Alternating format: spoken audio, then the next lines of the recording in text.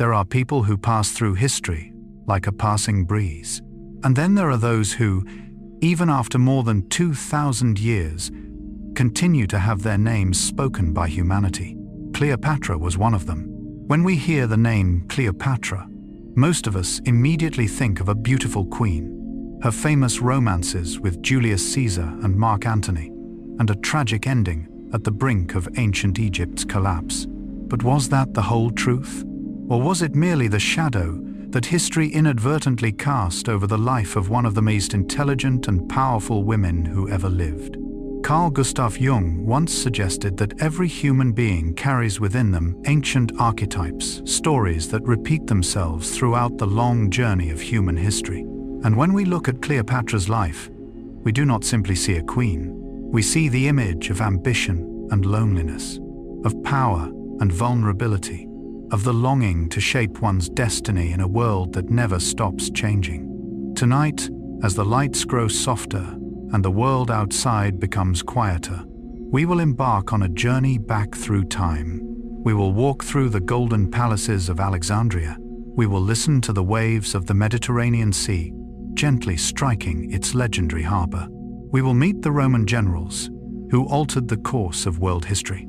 And most importantly, we will explore the hidden corners of the soul of the last woman to sit upon the throne of Pharaoh's Egypt.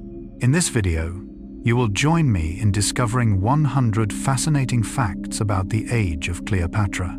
These are not merely dry historical events, but stories about human psychology, power, love, loss, and the choices that changed history forever.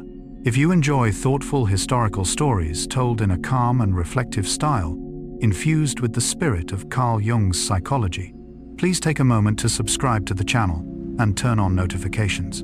Your support helps us continue creating meaningful historical journeys for peaceful evenings like this one. And now, take a slow, gentle breath. Relax your shoulders.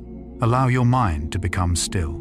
And join me as we travel back more than 2,000 years to the land along the Nile River, where the story of Cleopatra, the most misunderstood woman in history, is about to begin. The hidden world beneath the ocean. There are places on Earth that humanity has become so familiar with that they no longer seem mysterious. Cities glowing with endless lights, roads stretching across mountains and plains, skies through which thousands of aircraft silently pass every day. Yet there is another world, a world larger than all the continents combined, a world that covers more than 70% of our planet's surface, a world that is dark, cold, and almost entirely untouched by light. That world is the ocean. And throughout most of human history, the ocean was a place we could only travel across. We could sail upon its surface. We could cross its vast waters. We could discover new lands. But beneath those deep waters remained an immense realm of mystery. Carl Gustav Jung once wrote, "One does not become enlightened by imagining figures of light, but by making the darkness conscious." Perhaps no image reflects this idea more perfectly than the ocean. Long before humanity learned to understand its own mind, we gazed into the sea and felt something extraordinary. A curiosity, a fear, and a strange attraction toward whatever lay hidden within the darkness. The ocean resembles the collective unconscious that Jung described. Vast, hidden, and filled with countless things we cannot see. For thousands of years, humanity lived only upon the surface of that world. Even the mightiest ships were merely visitors floating above the water. Then, during the 20th century, everything began to change. A bold idea emerged. What if human beings no longer traveled only across the sea? What if we could live beneath it, not for a few hours, not for a few days, but for many months at a time? That idea gradually led to the creation of one of the most extraordinary machines ever built, the nuclear submarine. When people hear those words, many immediately think of war, of missiles, of military power. But if we look deeper, the nuclear submarine is actually one of humanity's boldest adventures. For the first time in history, human beings created a machine capable of turning the ocean into a true place of habitation. no longer simply a vessel passing through, no longer merely a temporary refuge, but a home, a self-contained world, an artificial ecosystem operating within the darkness of the sea. Imagine that for a moment, hundreds of meters beneath the surface, where the pressure is powerful enough to crush the human body, where sunlight never reaches, where only darkness and endless silence remain. There are people living, eating, working, sleeping, dreaming, experiencing the routines of everyday life, not for hours, but for months. It sounds more like science fiction than history. Yet this is the reality of the United States nuclear submarine fleet. Many sailors have recalled that after several weeks beneath the sea, their sense of time begins to change. Day and night no longer exist in the usual way. There is no sunrise, no sunset, no sky, none of the natural signals that our ancestors relied upon throughout hundreds of thousands of years of evolution. Life begins to be measured by clocks, by watch rotations, by procedures, by the steady hum of machinery deep within the vessel. Jung believed that modern humanity often loses touch with nature's ancient rhythms, but the nuclear submarine takes this separation to an entirely different level. It creates a world where nature nearly disappears from everyday experience. A completely artificial world, a world of steel, a world shaped by engineering and human will. And that is precisely what makes the submarine such a fascinating psychological symbol. For if the airplane represents humanity's desire to rise into the sky, then the submarine represents the journey downward, down into darkness, down into the depths, down into places unseen by others. In Jungian psychology, the descent always carries profound meaning. It is the journey into the unconscious, into the deeper layers of the self, into the realm of undiscovered possibilities. Perhaps that is why life aboard a submarine carries such a distinctive atmosphere, a sense of solitude, a sense of reflection, a feeling of separation from the outside world. When the steel hatch closes and the vessel begins its descent, sailors know they are entering another world. A world where communication with family becomes limited, where the sun disappears, where the ocean surrounds them from every direction. And within that world, people must learn to trust one another, because in the middle of the ocean, no one survives alone. Every system aboard must function correctly. Every crew member must fulfill their duty. A single small mistake can sometimes become a disaster. Yet what is remarkable is that human beings adapt even in such harsh environments. We always adapt. Perhaps that is one of humanity's most extraordinary abilities. From deserts to jungles, to frozen polar regions, and even to the depths of the ocean, human beings continually find ways to transform places once thought uninhabitable into part of their world. And that is where the true story of the nuclear submarine begins. Not with weapons, not with war, but with a very ancient dream. The dream of overcoming the limits imposed by nature. The dream of turning the impossible into reality. The dream of making the ocean a home. And in the next chapter, we will meet the vessel that first transformed that dream into reality. A name that changed naval history forever. USS Nautilus. If viewed from thousands of meters above the sea, the world appears incredibly noisy. Cities that never sleep, roads filled with light, news updates arriving every moment, arguments, crises, and changes unfolding every day. But deep beneath the ocean, all of that seems to disappear. Only stillness remains. A stillness so profound that, at times, a person can hear the beating of their own heart. This is the environment that nuclear submarines were built to inhabit. Unlike any other warship in history, from the warships of ancient civilizations to the massive battleships of the 20th century, naval power was always associated with visibility. A powerful fleet was one that appeared on the horizon. A powerful ship was one that enemies could see and fear. But nuclear submarines completely reversed that idea. For the first time in history, the greatest power came from invisibility. The most dangerous vessel was not the one with the largest guns. It was the one whose location nobody knew. Carl Jung once wrote, "The most terrifying thing is to accept oneself completely." At first glance, this may seem unrelated to submarines. Yet there is a fascinating parallel. Throughout much of human history, we have associated power with display, with presence, with recognition. But the nuclear submarine represents a completely different philosophy. It does not need to be seen in order to be powerful. It does not need to appear in order to influence events. Its mere existence changes the way the world thinks. It is a profoundly modern idea, and in many ways, a profoundly Jungian one. For the most powerful forces within the human mind are often invisible. No one can see fear. No one can see memory. No one can see the unconscious. Yet these unseen forces shape our behavior every day. The nuclear submarine functions in much the same way. It operates in darkness, yet its influence extends across the entire planet. When the first submarines began patrolling beneath the oceans, a new reality emerged. No one knew exactly where they were. No one knew when they might appear. No one knew what they were observing. And that uncertainty itself became their greatest source of power. It transformed the very concept of naval warfare. In the past, admirals sought to concentrate forces, to gather fleets, to mass firepower. Now, a single submarine could create an influence equal to an entire fleet, not because it was larger, but because it was harder to find. People often assume that power comes from controlling space. Yet nuclear submarines reveal another truth. Sometimes power comes from dissolving into space, becoming part of the environment, disappearing within the vastness of the ocean. And it is here that submarines begin to resemble living creatures more than machines.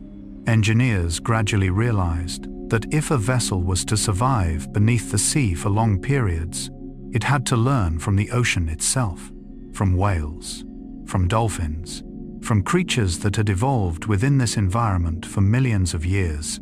Every detail served a single purpose: quieter, more concealed, more efficient. Every layer of steel was designed to reduce noise. Every system was refined to avoid detection. Every vibration was carefully controlled.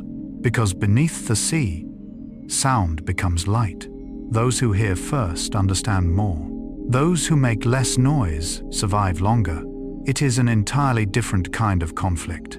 A war of patience, a war of concentration, a war fought through invisible things. Jung once said, "Who looks outside dreams. Who looks inside awakes." Perhaps this is also a perfect metaphor for life aboard a submarine.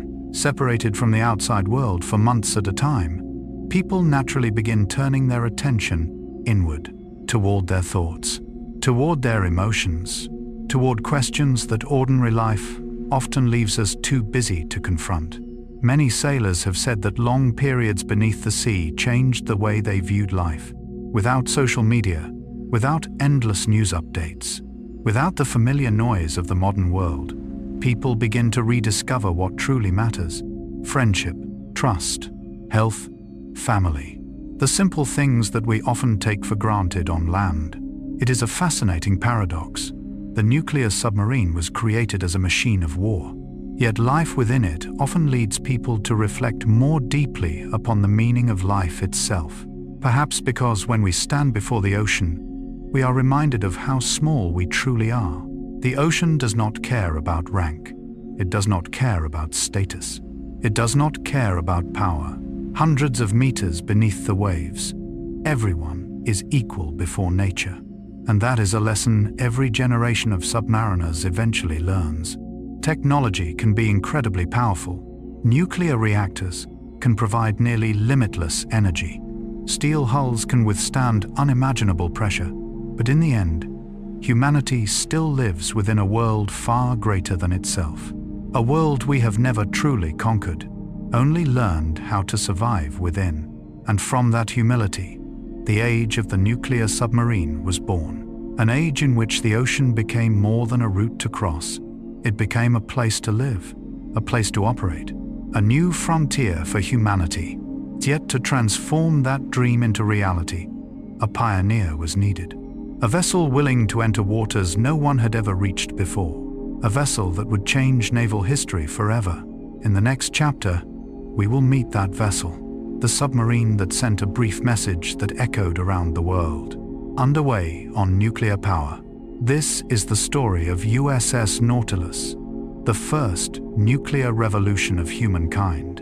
USS Nautilus, the nuclear revolution. There are moments in history when, as they happen, very few people realize that the world has just turned a new page.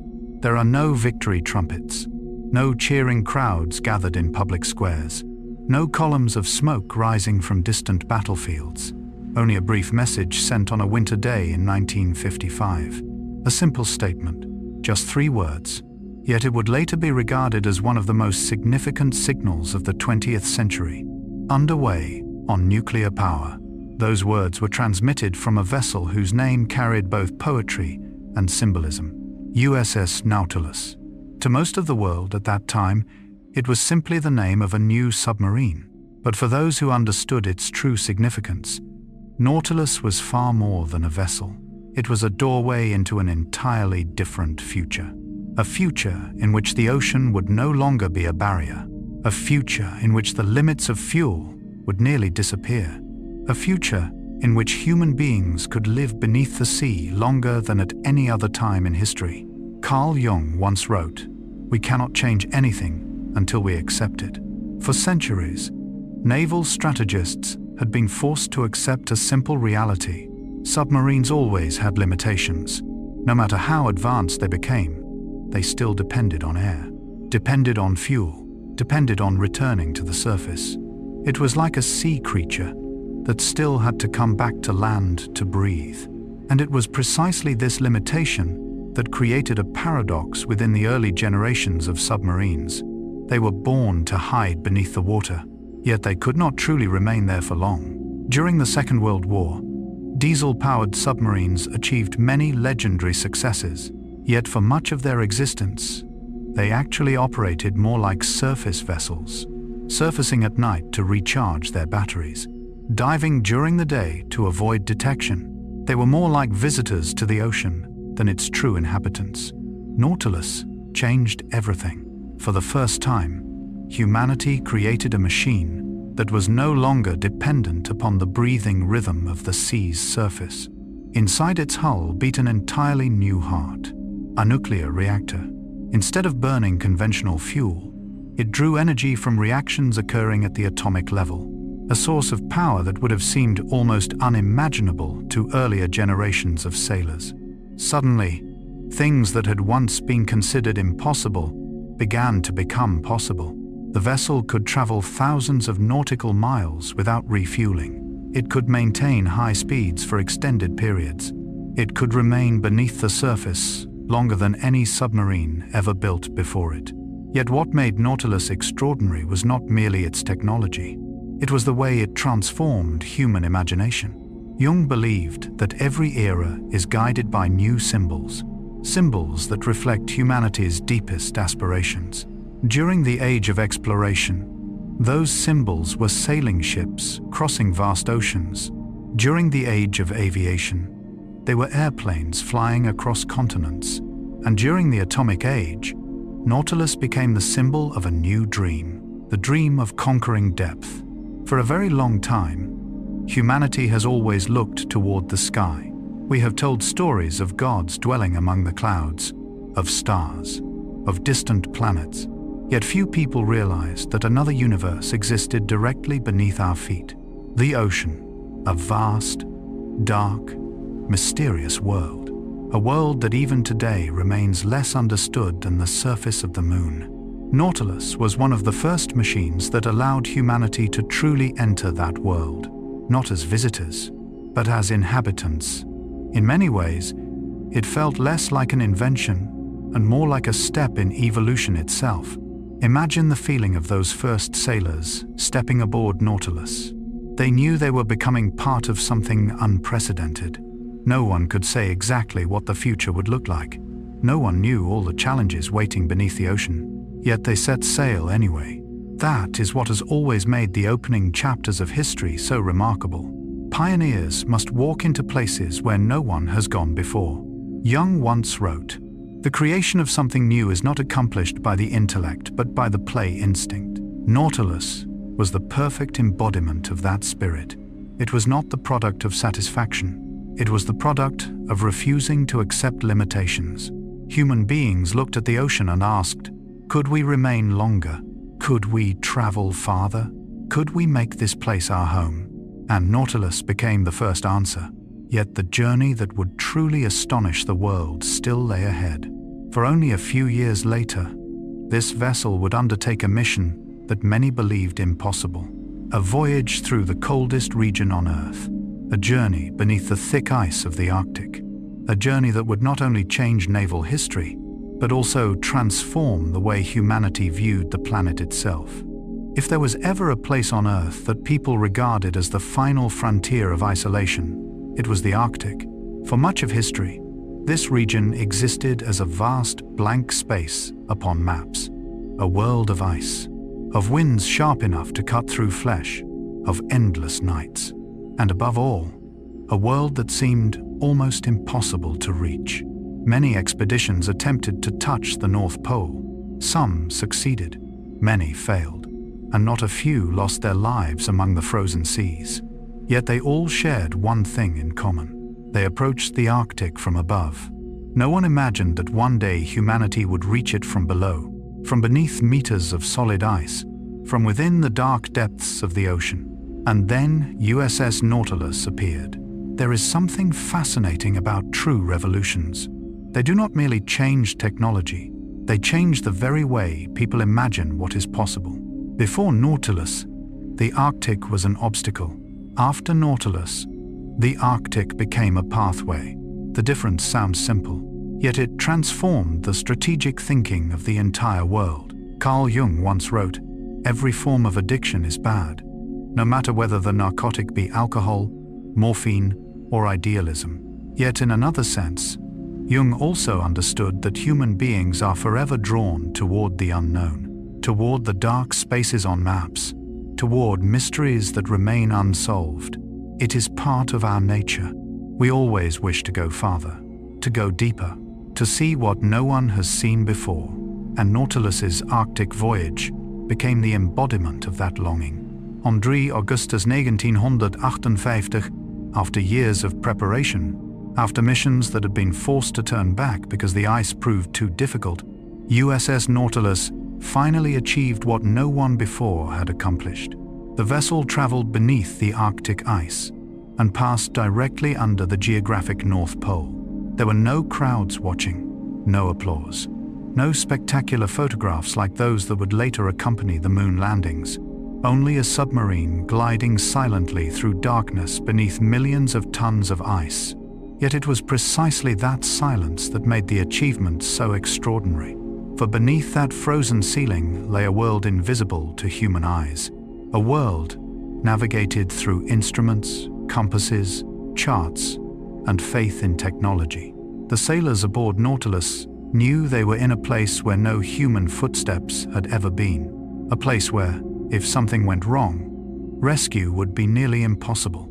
No escape route, no shelter, no second chance. That is what people often forget when looking back at great achievements. Behind every victory exists the possibility of failure. Behind every step forward exists the risk of paying a price. And it is precisely this reality that gives courage its meaning. Jung once said, "The privilege of a lifetime is to become who you truly are." Viewed from this perspective, Nautilus was more than a submarine. It became the symbol of an age discovering itself. After the Second World War, humanity entered the atomic age. For the first time, human beings possessed a source of energy, powerful enough to alter the future of civilization. That energy could illuminate cities, it could power submarines, but it could also destroy the world. And so the 1950s became both an age of hope and an age of fear. Nautilus emerged between those two extremes, a reminder that nuclear technology was not only about atomic bombs, it could also open new horizons, carry humanity to places never reached before, expand the boundaries of what was possible. What is remarkable is that even today, when we look back upon the voyage of Nautilus, we still feel something profoundly modern within it, not because of the technology, but because of the spirit of stepping into the unknown, the spirit of accepting risk in order to explore, the spirit of refusing to be satisfied with existing limits. Jung believed that human growth begins when we step beyond the boundaries of comfort. He described it as a journey into the unknown, a meeting with darkness in order to discover something new within ourselves. Seen symbolically, Nautilus's voyage beneath the Arctic was exactly that, a vessel entering darkness, traveling where no one had gone before, not to conquer, but to explore, not to destroy, but to expand awareness.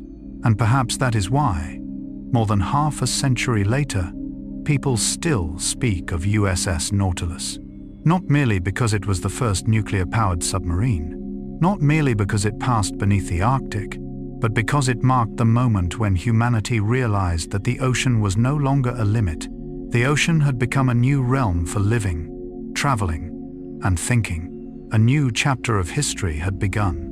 Yet Nautilus also left behind an important question. If a vessel could travel underwater for months at a time, if fuel was no longer a serious concern, if the entire ocean became an open pathway before us, then what limitations truly remained? The answer was not found within the reactor, not within steel, not within technology, but within human beings themselves. For from this point forward, the greatest challenge was no longer providing power for the vessel. It was providing strength for the people living inside it. And that is where our story continues. In the next chapter, the limitless power of nuclear energy. When USS Nautilus quietly passed beneath the thick Arctic ice during the summer of 1958, many people around the world viewed the event as a triumph of technology. And indeed, it was. But if we see it only as a technical achievement, we may miss the most fascinating part of the story. Because what truly changed history was not the steel hull of the vessel, not the propellers turning silently in the darkness, nor the control panels covered with glowing indicators. What changed history lay deeper than that. It was found inside a small room at the heart of the submarine, a place that most sailors were never allowed to enter freely, a place without windows, without natural light, without any of the romantic beauty of the sea. Yet it contained a force powerful enough to transform humanity's entire understanding of the ocean. It was the nuclear reactor. Carl Jung once wrote, "The pendulum of the mind oscillates between sense and nonsense, not between right and wrong." Perhaps no invention of the 20th century illustrates this truth more clearly than nuclear energy. For many people, the word nuclear evokes images of mushroom clouds, cities reduced to ruins, the fears of the Cold War. Yet that very same source of energy was quietly operating beneath the ocean, not to destroy, but to sustain life, not to end a journey, but to extend it. This is what makes nuclear energy one of the most fascinating paradoxes in modern history. For every technology possesses two faces, one face turned toward creation, the other turned toward destruction. And human beings have always been the ones who decide which face they will look upon. Before nuclear submarines existed, the ocean remained a place of limitations. Diesel-powered vessels could operate effectively. They could travel great distances. They could carry out important missions. Yet eventually, they all had to return to reality. Batteries would run down. Fuel would be exhausted. Air supplies would diminish. The submarine would have to surface. It would have to refuel. It would have to return to port. It would have to acknowledge that its capabilities were limited. This had been the rule since humanity first ventured onto the seas. Every voyage was bound by energy. Every journey was constrained by fuel. Ancient explorers understood this. The sailors who crossed the Atlantic understood this. The captains of steamships understood this. Modern navies understood it as well, until nuclear energy arrived. Suddenly, a problem that had existed for thousands of years was transformed. A small reactor could generate an amount of energy equivalent to millions of gallons of conventional fuel. What had once been the greatest concern of every captain nearly vanished. The submarine no longer had to constantly think about refueling, no longer had to search for the nearest harbor, no longer had to rise to the surface simply to remain operational. The oceans opened in a way they never had before. One submarine officer once described the feeling with a remarkably simple sentence. Suddenly, the oceans became small. And indeed, that is exactly what happened. Imagine a person living 300 years ago hearing such a statement. A vessel capable of circling the globe multiple times without refueling. A vessel capable of disappearing beneath the sea for months. A vessel whose limits no longer lay within its engines. Such an idea would have sounded like magic. Yet there is something curious about human progress. Every time we break through one limitation, we discover another. It is a pattern repeated throughout history. When humanity learned to fly, we discovered that distance was the limitation. When distance was overcome, we realized that time was the limitation. When time was shortened, we discovered that the true limitation lay within ourselves. Nuclear submarines revealed the same truth. One day, engineers looked at Nautilus and realized something remarkable. The submarine could keep going. The reactor continued operating. The systems continued functioning. Everything remained stable. But the people inside were beginning to grow tired. And for the first time, the greatest question was no longer, how far can the submarine travel? But rather, how long can human beings endure? It was a profoundly Jungian moment. For Jung continually reminded us that the greatest limits in life are rarely found in the external world. They reside within us. You may possess the means to travel farther, but is your mind prepared for the journey? You may possess the technology to overcome a challenge, but do your emotions possess the strength to endure it? You may possess seemingly limitless power, but do you know how to live with it? Once fuel was no longer the problem, other limitations emerged with greater clarity than ever before. Food, fresh water, replacement parts, mental health, the ability to remain focused, the ability to endure loneliness, the ability to live in a world without sunlight. And from this point onward, the story of the nuclear submarine began to shift from a story about machines to a story about human beings. For no matter how powerful the reactor became, and no matter how small the oceans seemed, the center of every voyage remained the people living within that steel hull. There is a fascinating paradox in the history of human progress. Every time we solve one limitation, we uncover a deeper one. For thousands of years, humanity was limited by muscle power, then by the strength of animals, then by coal, then by oil. Each new source of energy expanded the horizons of civilization. Yet at the same time, every advance brought us closer to a profound truth. The ultimate limitation has never existed entirely within technology. It exists within human beings themselves. And nowhere does this become clearer than aboard a nuclear submarine. Imagine a vessel traveling across the vast Pacific Ocean. No sunlight, no sky, no horizon. No natural sign that a new day has begun or that night has fallen. Outside the thick steel hull lie hundreds of meters of cold seawater. Inside are more than 100 people living together within a sealed environment, day after day, week after week, month after month. And the remarkable thing is that the submarine can continue its journey. The reactor continues to operate. The electrical systems continue to function. The water purification systems continue to work. The oxygen generators continue producing breathable air. Yet the human mind does not operate as simply as a machine. Carl Jung once wrote, "Loneliness does not come from having no people around you, but from being unable to communicate the things that seem important to you." Few observations are more fitting for life beneath the ocean. Aboard a submarine, sailors are rarely alone. On the contrary, they are constantly surrounded by others. They sleep beside others. work beside others, eat beside others, move beside others. Yet within that constant closeness, another form of loneliness emerges, the longing for family, the longing for sunlight, the longing for the sky, the longing for ordinary things that often go unnoticed on land. The sound of rain falling upon a rooftop, the scent of grass after a storm, the morning light streaming through a window. These small things suddenly become precious when they disappear. Perhaps this is one of the deepest lessons of submarine life. Even when every essential need is provided, when electricity is nearly limitless, when drinking water is produced directly from seawater, when oxygen is generated through advanced systems, human beings still realize that they need something more.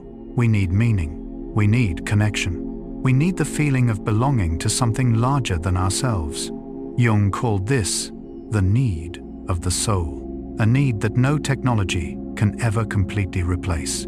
This realization leads to an important insight. A nuclear reactor can solve the problem of energy, but it cannot solve the problem of being human. It can make the oceans feel smaller, but it cannot make homesickness smaller. It can extend a voyage, but it cannot extend emotional endurance indefinitely. And because of this, as nuclear submarines evolved, commanders gradually came to understand that the most important factor was no longer the machinery. It was the people operating it. The selection of sailors became more rigorous. Training became more comprehensive.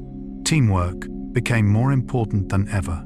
For in the middle of the ocean, there is no room for division, no room for prolonged conflict, no room for emotional instability. A submarine is, in many ways, a miniature world. Each person depends upon everyone else. Every mistake can affect the entire community. In many respects, life aboard a submarine reflects life on Earth itself. We also live within a closed system. We also depend upon one another. We also share the same environment. And we too must learn to cooperate in order to survive.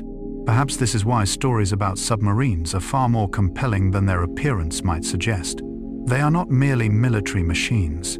They are experiments in human nature. Experiments lasting months beneath the sea. Questions about limits, about trust, about adaptability, about the true nature of strength. Carl Jung once wrote, "Knowing your own darkness is the best method for dealing with the darkness of other people." Perhaps this is also what submariners learn. After living beneath the sea long enough, they do not merely understand the ocean better, they understand themselves better. They understand their strengths, their weaknesses, the limits they never knew existed.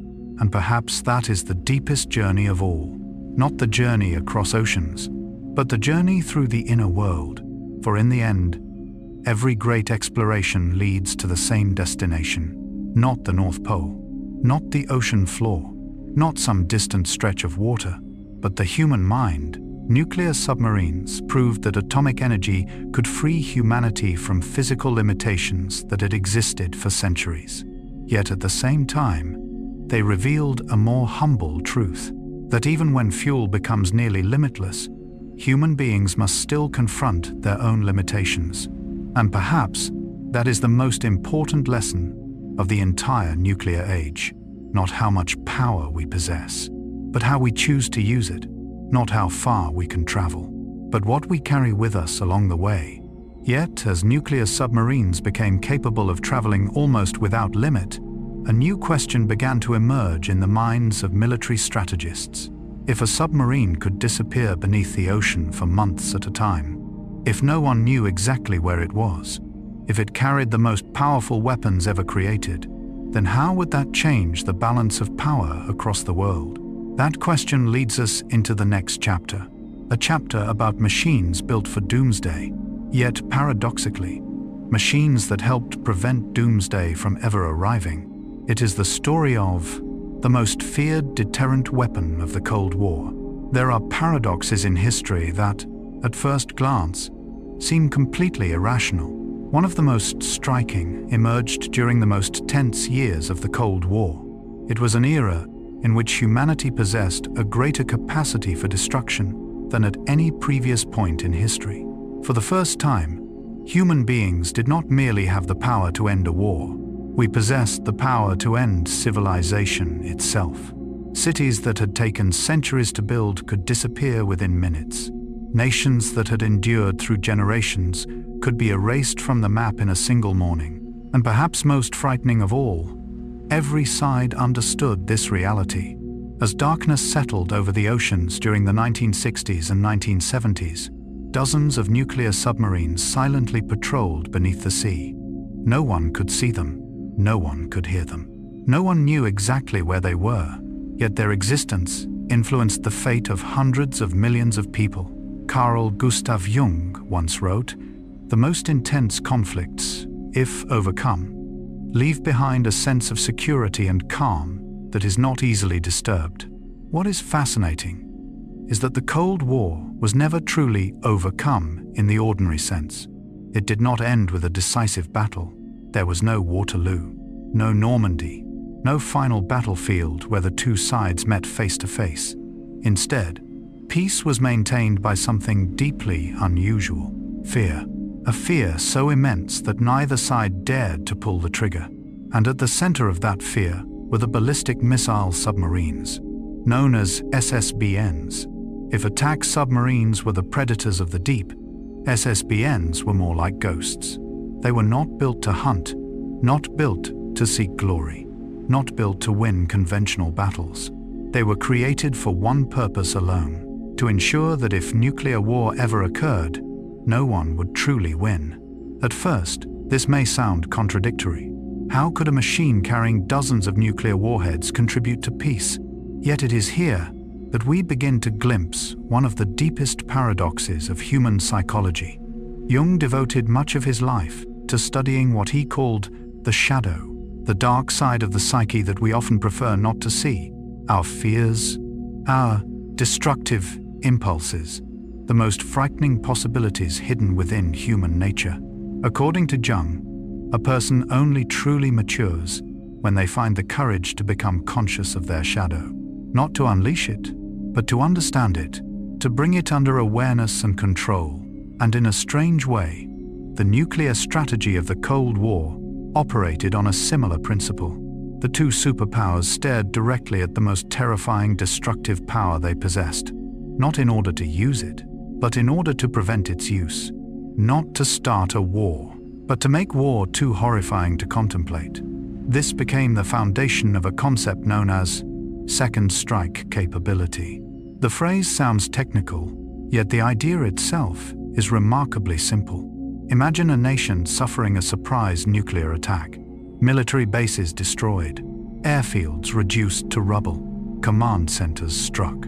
In previous eras, that might have been the end. But nuclear submarines changed the equation entirely, because even if everything on land disappeared, submarines would still be quietly patrolling beneath the oceans. No one would know exactly where they were. No one could easily destroy them, and they would still possess enough power to retaliate. This created a simple but profoundly important reality. No one could be certain of escaping the consequences of striking first. And it was precisely that uncertainty that became the foundation of peace. It sounds paradoxical, yet history often operates through paradoxes such as these. Jung once wrote, "Knowing your own darkness is the best method for dealing with the darkness of other people." In the nuclear age, nations were forced to understand one another's darkness. They had to acknowledge that their adversaries possessed the capacity for destruction as well. They had to recognize that no side was immune to consequences. It was a frightening realization, but it was also a mature one. Much like a human being who only truly matures when they understand that every action carries consequences. The SSBNs did more than transform military strategy. They transformed the way leaders thought. For the first time in history, power no longer rested primarily in the ability to win. Instead, it rested in the ability to make victory meaningless. Because if a war resulted in the destruction of both sides, then the very concept of victory lost its meaning. And this is where these submarines became a unique psychological symbol. They served as a silent reminder of the limits of power, a reminder that no matter how powerful humanity becomes, we must still live with the consequences of what we create. Yet what made the SSBN the strangest weapon in history was not merely its destructive capability. It was the mission it was actually designed to perform. For the greatest paradox of these vessels was this: they were built for doomsday, yet their greatest success was ensuring that doomsday never came. As they drifted silently through the darkness beneath the oceans, hidden from sight and beyond the reach of most of the world, they carried not only missiles and warheads, they carried a message understood by every major power on Earth, that some weapons become so terrible that their highest purpose is never to be used. And perhaps that lesson extends far beyond military history. For Jung often reminded us that true wisdom does not come from denying the existence of darkness. It comes from recognizing it, understanding it, and choosing not to be ruled by it. In that sense, the silent submarines of the Cold War became more than machines. They became symbols. Symbols of a civilization forced to confront the full extent of its own power, and, for a time at least, wise enough not to unleash it. But maintaining such a fragile balance required something extraordinary. The crews aboard these submarines would spend months hidden beneath the sea, invisible, isolated, carrying responsibilities unlike any human beings before them. And that brings us to the next chapter of our journey. A chapter not about missiles or reactors, but about the people who lived among them, the men who spent months in darkness, guarding a peace built upon uncertainty. It is the story of life inside the Steel City, beneath the sea. From the outside, nuclear submarines are often described through numbers. How many meters long they are, how many tons they weigh, how many nautical miles per hour they can travel, how many missiles they carry, how deep they can dive. But those numbers tell only a small part of the story. For the most remarkable thing about a submarine is not the machine itself. It is the people who live inside it. When a submarine leaves port and slowly descends beneath the surface of the sea, what happens is more than the beginning of a voyage. In a certain sense, an entirely new world is born, a closed world, a world of steel, a world where more than 100 people will eat together, sleep together, work together, and exist together for months at a time, far from sunlight, far from the sky, far from the familiar sounds of life on land. Carl Gustav Jung once wrote, "Man cannot stand a meaningless life." It is a simple statement, yet when we think about life aboard a submarine, it takes on a special meaning. For those sailors face more than physical challenges, they face psychological ones. How do you maintain a sense of normality while living in an environment that is entirely unnatural? How do you preserve your emotional balance when you have not seen the sun for months? How do you continue to feel connected to the world when the world itself seems to have disappeared above your head? These are questions that no nuclear reactor can answer. Inside a submarine, time operates differently. On land, we experience time through light. Sunrise announces a new day. Sunset signals its end. The changing seasons transform the landscape around us. Rainstorms, sunny days, leaves changing color. All of these create a natural rhythm that human beings have known for hundreds of thousands of years. But beneath the ocean, those signals vanish. There is no sunrise, no sunset, no spring or winter, no sky to look toward, no sun to guide the way. Instead, life is organized by clocks, by duty schedules, by alarms, by procedures calculated with precision. Some former submariners have said that after many weeks beneath the sea, they began to lose their sense of real time. The 30th day felt no different from the 10th. Monday felt no different from Friday. When everything around you remains the same, the mind must find another way to anchor itself to reality. And that is why discipline becomes an essential part of life aboard a submarine, not only to operate the vessel, but to protect the human mind. Jung observed that the human psyche requires structure, We need rituals, habits, fixed points that help us feel that the world still possesses order. Aboard a submarine, this becomes even more important. Breakfast is served at the same time every day. Watch shifts begin on schedule. Equipment checks occur on schedule.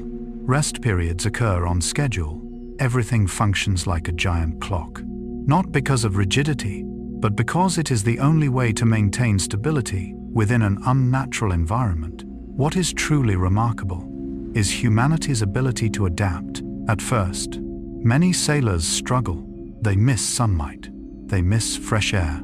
They miss open spaces. But gradually, they learn to live within their new world.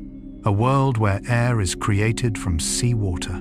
It sounds like science fiction, yet it is reality. Electrolysis systems separate water into oxygen and hydrogen.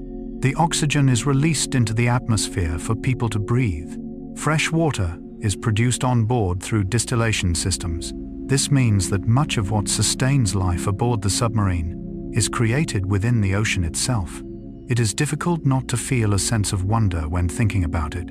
Human beings have built an artificial ecosystem, a small world capable of sustaining itself, a steel island drifting through darkness. In many ways, a submarine resembles a miniature civilization. Inside it, there is electricity, water, food, work, responsibility, human relationships. And like any society, it functions only when people cooperate. No one can survive alone aboard a submarine. No one can separate themselves from the collective. Every person depends upon someone else. The reactor operator depends on electrical technicians. The navigator depends on the sonar team. The cook depends on the logistics crew. And everyone depends upon one another to survive. This creates a unique kind of bond. A bond that emerges only when people share a demanding environment. For deep beneath the sea, there is little room for the social masks we often wear on land. Sooner or later, everyone must confront who they truly are. And it is there that the journey beneath the ocean begins to become a journey into the human mind itself. Yet alongside adaptation come quieter challenges. Challenges that do not arise from machinery, nor from the ocean, but from human emotion. There is one aspect of submarine life that is difficult for outsiders to imagine: the feeling of never truly being alone. In everyday life on land, we often take privacy for granted. We have our own rooms, our own moments. We can walk alone. We can sit quietly by a window and listen to silence. But aboard a submarine, those experiences almost disappear. Space is a precious resource. Every square meter is carefully calculated. Every corridor is narrow. Every compartment is designed to maximize available room. Many sailors share sleeping bunks through a system known as hot bunking. When one sailor leaves for duty, another uses the same bed to rest. At first, it sounds uncomfortable, but over time, it becomes a normal part of life. Because when living beneath the ocean, even the definition of comfort begins to change. People learn to appreciate simpler things: a warm meal, a few minutes of rest, a rare email from home, a joke shared between shipmates. These small moments gradually become invaluable sources of emotional strength. Carl Jung once wrote, "Even a happy life cannot be without a measure of darkness." Perhaps life aboard a submarine is a perfect illustration of this truth. Not every hardship comes from danger. Sometimes the greatest challenge is monotony, one day blending into the next. The same corridors, the same sounds, the same procedures, the same familiar faces. The human mind was designed to respond to change, to light, to color, to nature. When all of those things are removed, we are forced to search for meaning elsewhere. And it is in such circumstances that many people begin to understand themselves more deeply. Jung called this process confronting the inner self, without the noise of the outside world, without familiar distractions.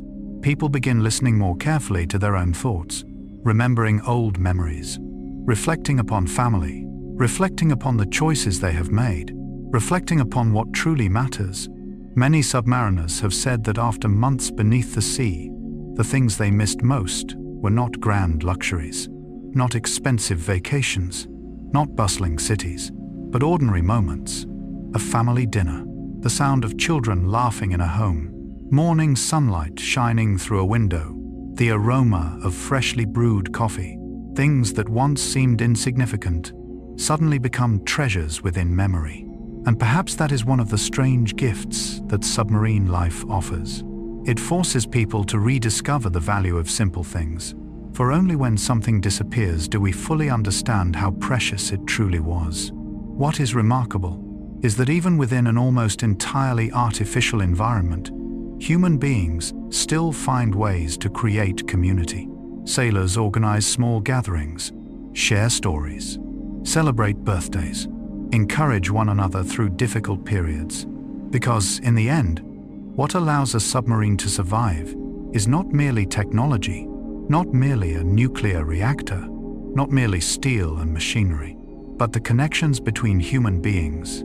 Jung believed that people cannot fully develop when isolated from community. We need others in order to understand ourselves. And aboard a submarine, that truth becomes clearer than ever. Each individual is part of something larger. Every task depends upon trust.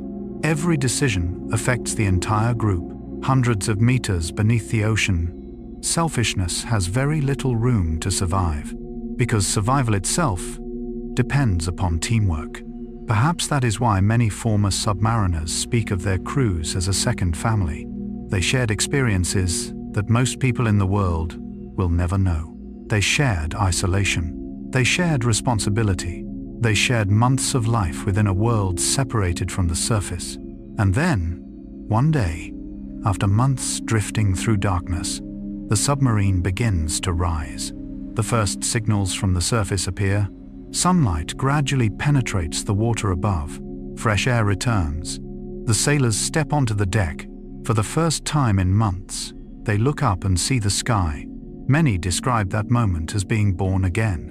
For only after living so long within an artificial world do we fully appreciate the beauty of the natural one. And perhaps that is the deepest lesson of these steel cities beneath the sea, that human beings possess an extraordinary ability to adapt. We can create air from seawater. We can produce fresh water in the middle of the ocean. We can build a miniature world inside a submarine. Yet deep within, we remain creatures who need light, who need nature, who need connection, who need meaning. Life aboard a submarine is not merely a story about technology. It is a story about the adaptability of the human spirit, about how we carry a piece of our humanity with us, even into the most remote corners of the world. And it is that very ability that allows submariners to undertake journeys that once seemed impossible. Journeys that will carry them toward one of the most mysterious regions on Earth. A place once considered the edge of the world, a land covered in ice, a place where nuclear submarines would demonstrate their true power. The journey to conquer the Arctic. There are places on Earth that have long existed in the human imagination as the final frontiers, lands where maps once ended, blank spaces that ancient explorers could only speculate about, places where nature itself seemed to whisper to humanity, "No farther. Beyond this point is not meant for you." For centuries, the Arctic was such a place, a realm of ice and silence, a world where the sun could disappear for months at a time, where temperatures fell so low that even metal became more brittle, where snowstorms could erase every trace of life. For generations, the Arctic was more than a geographical location. It was a symbol of the unknown. Carl Gustav Jung once wrote, "The unknown is the great field of possibility." Perhaps nowhere on Earth reflects that idea more clearly than the Arctic.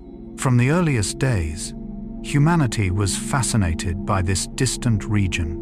Sailors searched for new routes. Explorers searched for fame. Nations searched for strategic advantage. Yet every journey farther north confronted the same adversary. Not an army, not an empire, but nature itself. Ice, wind, darkness, and absolute isolation. For most of history, Every expedition to the Arctic took place on the surface. People crossed the ice on foot, by dog sled, by icebreaker, by aircraft. Yet no one imagined that one day humanity would reach the North Pole from below, from beneath meters of solid ice, from within the depths of the ocean itself. That is precisely what made Operation Sunshine one of the most extraordinary adventures of the 20th century. The name Sunshine almost sounds ironic. Sunlight. A mission carried out in one of the coldest and darkest places on Earth.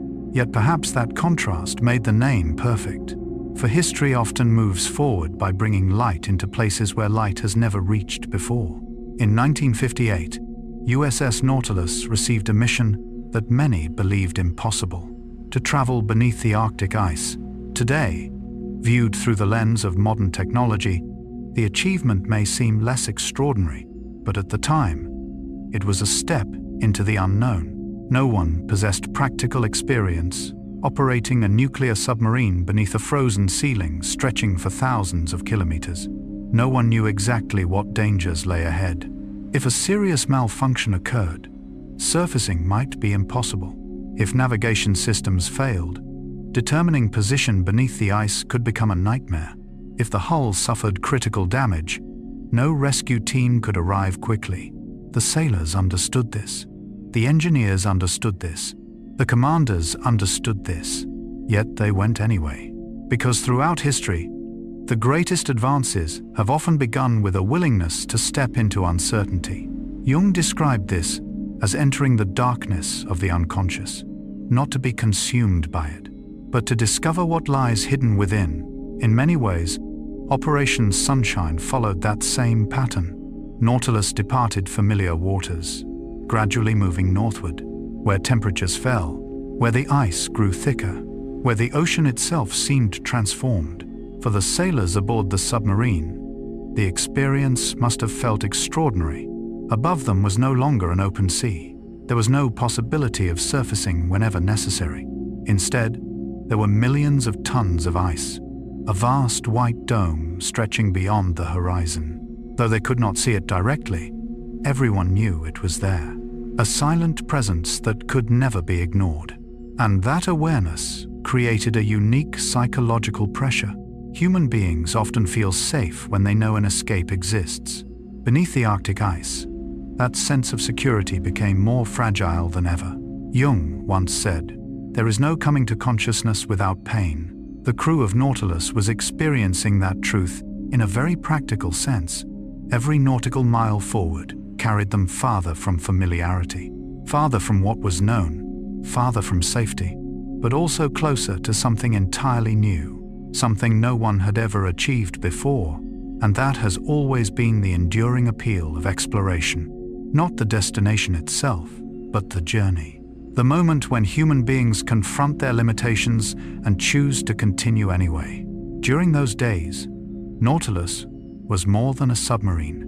It was like an arrow, flying into the last blank space on the map of the world. A symbol of curiosity, a symbol of courage, a symbol of the belief that the impossible is sometimes merely what has never been attempted. Yet what many people fail to realize is that behind this scientific expedition lay another meaning, a quieter meaning, a more practical one that would profoundly influence the balance of the Cold War. For when Nautilus proved that submarines could travel beneath the Arctic, the world discovered more than a new route. It discovered a new battlefield. August 3, Omianoa Sute Chinchezech, Shi Op. For most of humanity, it seemed like an ordinary day. There were no gunshots, no urgent headlines, no crowds gathered in public squares. Yet deep beneath the Arctic ice, a historic moment was unfolding in silence. USS Nautilus passed directly beneath the geographic North Pole. For the first time in history, human beings reached the North Pole from below. Viewed as an expedition, it was a triumph of courage and technology. Viewed through the lens of world history, it was something even greater. That moment transformed the strategic map of the planet. Before then, the Arctic was often considered the edge of the world, a place too cold, too remote. too hostile to become a center of military activity. Strategists focused on Europe, the Pacific, the Atlantic, places with ports, cities, trade routes. But after the voyage of Nautilus, everything changed.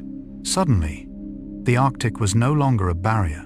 It became a pathway, and not just any pathway. The shortest pathway between the United States and the Soviet Union. That may sound simple when viewed on a map, but during the Cold War, it carried enormous significance. Looking at the globe from above the North Pole revealed something surprising. The two superpowers were far closer to one another than many imagined. The Arctic was not the edge of the world. It was the center of a new strategic connection. And beneath the ice, nuclear submarines could move almost invisibly. Carl Jung once wrote, "What you resist persists." For centuries, humanity struggled against the Arctic, attempting to cross it, conquer it, dominate it. Yet the greatest breakthrough did not come from destroying the ice. It came from learning how to travel beneath it. That lesson is fascinating, not only in history, but also in psychology. Often, the solution is not found in confronting an obstacle directly. It is found in changing our relationship to it. Nautilus did not defeat the Arctic. It discovered a new way to coexist with it, a new way to move through that world. And that mindset opened an entirely new era of undersea warfare. From that moment forward, military planners understood that oceans were no longer constrained by traditional geography. Submarines could access regions once considered unreachable. They could patrol beneath the ice for months. They could disappear beyond the reach of conventional surveillance. A new battlefield was born. A battlefield without trenches, without visible borders, without lines drawn on maps. A battlefield of darkness, sound, and patience. Yet what made the Arctic such a powerful symbol was not merely its military value. It was also its psychological meaning. Jung was deeply interested in the ancient symbols that emerge within the human mind. Across many cultures, the North has often been associated with mystery, with distant lands, with trials that must be overcome before growth can occur. Heroes in mythology often undertake journeys to the edge of the world. They enter darkness, confront the unknown, and return transformed. Operation Sunshine, in its own way, followed the same archetypal pattern. A vessel left the familiar world, ventured where no one had gone before, faced danger, and returned with a discovery that changed history. That is why the voyage is still remembered today, not merely as a technical achievement, but as a symbol of the exploratory spirit itself. Because in the end, what truly distinguishes humanity has never been intelligence alone. It is the courage to step into the unknown. The sailors aboard Nautilus could not see the ice above them. They could not see the North Pole with their own eyes. They could not fully grasp the historical significance of the mission they were carrying out. They only knew that they must continue forward, 1 nautical mile at a time, 1 hour at a time, through the darkness. And perhaps that is how all great human achievements unfold. No one can see the entire future. No one knows the final outcome. We move forward through faith, and sometimes it is those quiet steps that change the world. After the success of Nautilus, the Arctic was no longer a blank space on the strategic map. It became a hidden corridor, an invisible route, a vital part of the global balance of power. Yet behind that success lies another question. How could a submarine operate safely in such an unforgiving environment? How could machines carrying nuclear reactors function for years without catastrophe? And who established the near-perfect standards that made such missions possible? To answer that question, we must meet a remarkable individual, a man admired by many, feared by not a few, a man renowned for his uncompromising standards, yet whose relentless discipline helped build the safest nuclear submarine fleet in the world. That is the story of the father of the nuclear fleet, Hyman Rickover. If nuclear submarines are the steel cathedrals of the atomic age, then behind every cathedral stands an architect, a person whom most of the public has never seen, a person who did not personally command a submarine beneath the Arctic ice, did not patrol the depths of the ocean, did not appear on the covers of famous magazines, yet his influence could be found in every pipe, every pressure valve, every operating procedure, and every decision made aboard the nuclear submarines of the United States Navy. His name was Hyman G. Rickover, a man history would later remember by a special title, the father of the nuclear navy. Yet perhaps what makes Rickover such a remarkable figure is not merely what he built, it is the way he thought. Because sometimes the greatest revolutions do not begin with technology. They begin with an attitude, a belief, an obsession. Carl Gustav Jung once wrote, "You are what you do, not what you say you'll do." Few people in the 20th century embodied that spirit more completely than Rickover. He was not famous for inspiring speeches. He was famous for standards that seemed almost impossible to compromise. Those who worked with him often told the same story. He was extraordinarily demanding to the point of making many people uncomfortable, demanding enough that interviews for positions under his authority became legendary. Young officers would enter his office full of confidence, only to discover within minutes that Rickover did not care about their family background. He did not care where they had graduated. He did not care how impressive their achievements appeared on paper. What mattered to him was one simple question: can this person be trusted with responsibility for a nuclear system? It sounds straightforward, yet at the time, it was a revolutionary way of thinking. Because nuclear power was unlike any technology that had come before it. A small mistake in a diesel engine might disable a vessel. A small mistake in a nuclear reactor could become a catastrophe. Rickover understood this better than almost anyone, and for that reason, he built the entire nuclear submarine program around a principle that was nearly absolute. There is no room for carelessness. Today, we often admire great achievements: a submarine crossing beneath the Arctic, a modern fleet, a technology that changes the world. But we rarely think about the thousands of small details that make such achievements possible. A weld completed to the proper standard, a valve inspected according to procedure, an engineer checking a measurement one more time, an officer refusing to ignore a minor flaw. Rickover devoted his life to those small details. And in a curious way, this philosophy resonates deeply with Jung's thinking. Jung believed that the greatest dangers often do not emerge from what is obvious. They emerge from what we overlook, the hidden corners, the small mistakes we convince ourselves do not matter. He once wrote, "Until you make the unconscious conscious, it will direct your life and you will call it fate." Rickover applied a similar principle to engineering. He did not believe in luck. He did not believe things would simply work out on their own. He did not believe complex systems could remain safe if people stopped paying attention. He wanted every risk to be visible, every potential failure to be identified, every assumption to be questioned. Many people considered him excessively strict, yet time gradually revealed the reason for that strictness.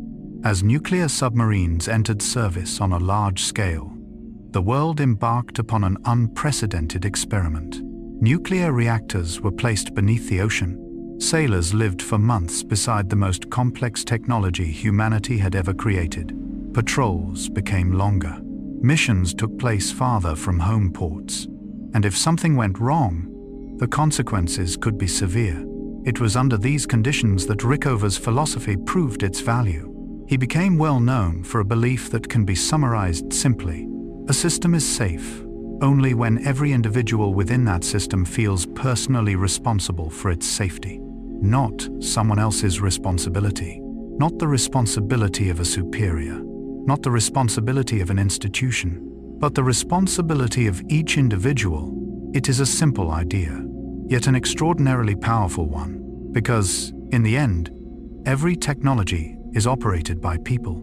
Every procedure is carried out by people. And most major failures begin with very small moments when people stop paying attention. Perhaps that is why Rickover did not merely build submarines. He built a culture, A culture in which caution was considered a virtue. A culture in which discipline was viewed as respect for human life. A culture in which excellence was not exceptional. It was the minimum standard. Yet behind these achievements lies an interesting question. What drives a person to spend an entire lifetime pursuing perfection?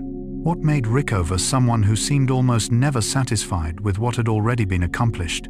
And was that obsession with perfection a strength or a burden? History often asks a fascinating question about extraordinary individuals. What truly creates their legacy? The structures they build? The inventions they leave behind? Or the ideas that continue living long after they are gone? In Rickover's case, the answer is perhaps all three. He helped create America's first nuclear submarine fleet. He advanced technologies that transformed naval history. But above all, he left behind a way of thinking, a philosophy of responsibility, a philosophy of excellence, a philosophy that refused to allow complacency to take root. Carl Gustav Jung once wrote, "A man who has not passed through the inferno of his passions has never overcome them." It is a statement about inner growth, yet in many ways, it also reflects the journey of successful organizations, because every complex system eventually faces its greatest temptation: complacency.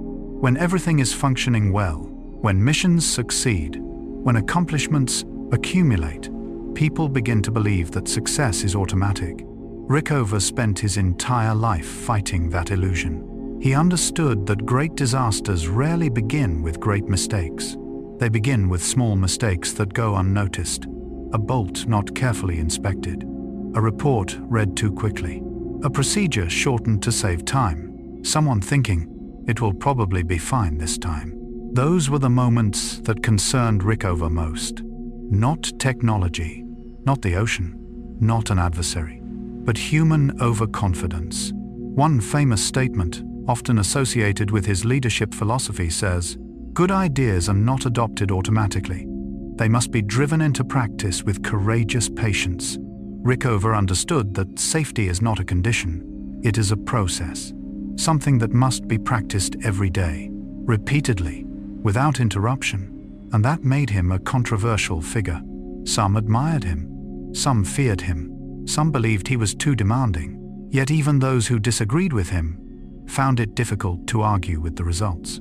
For decades, the United States naval nuclear program maintained an extraordinary safety record, not because it was luckier than others, but because it was trained never to depend upon luck.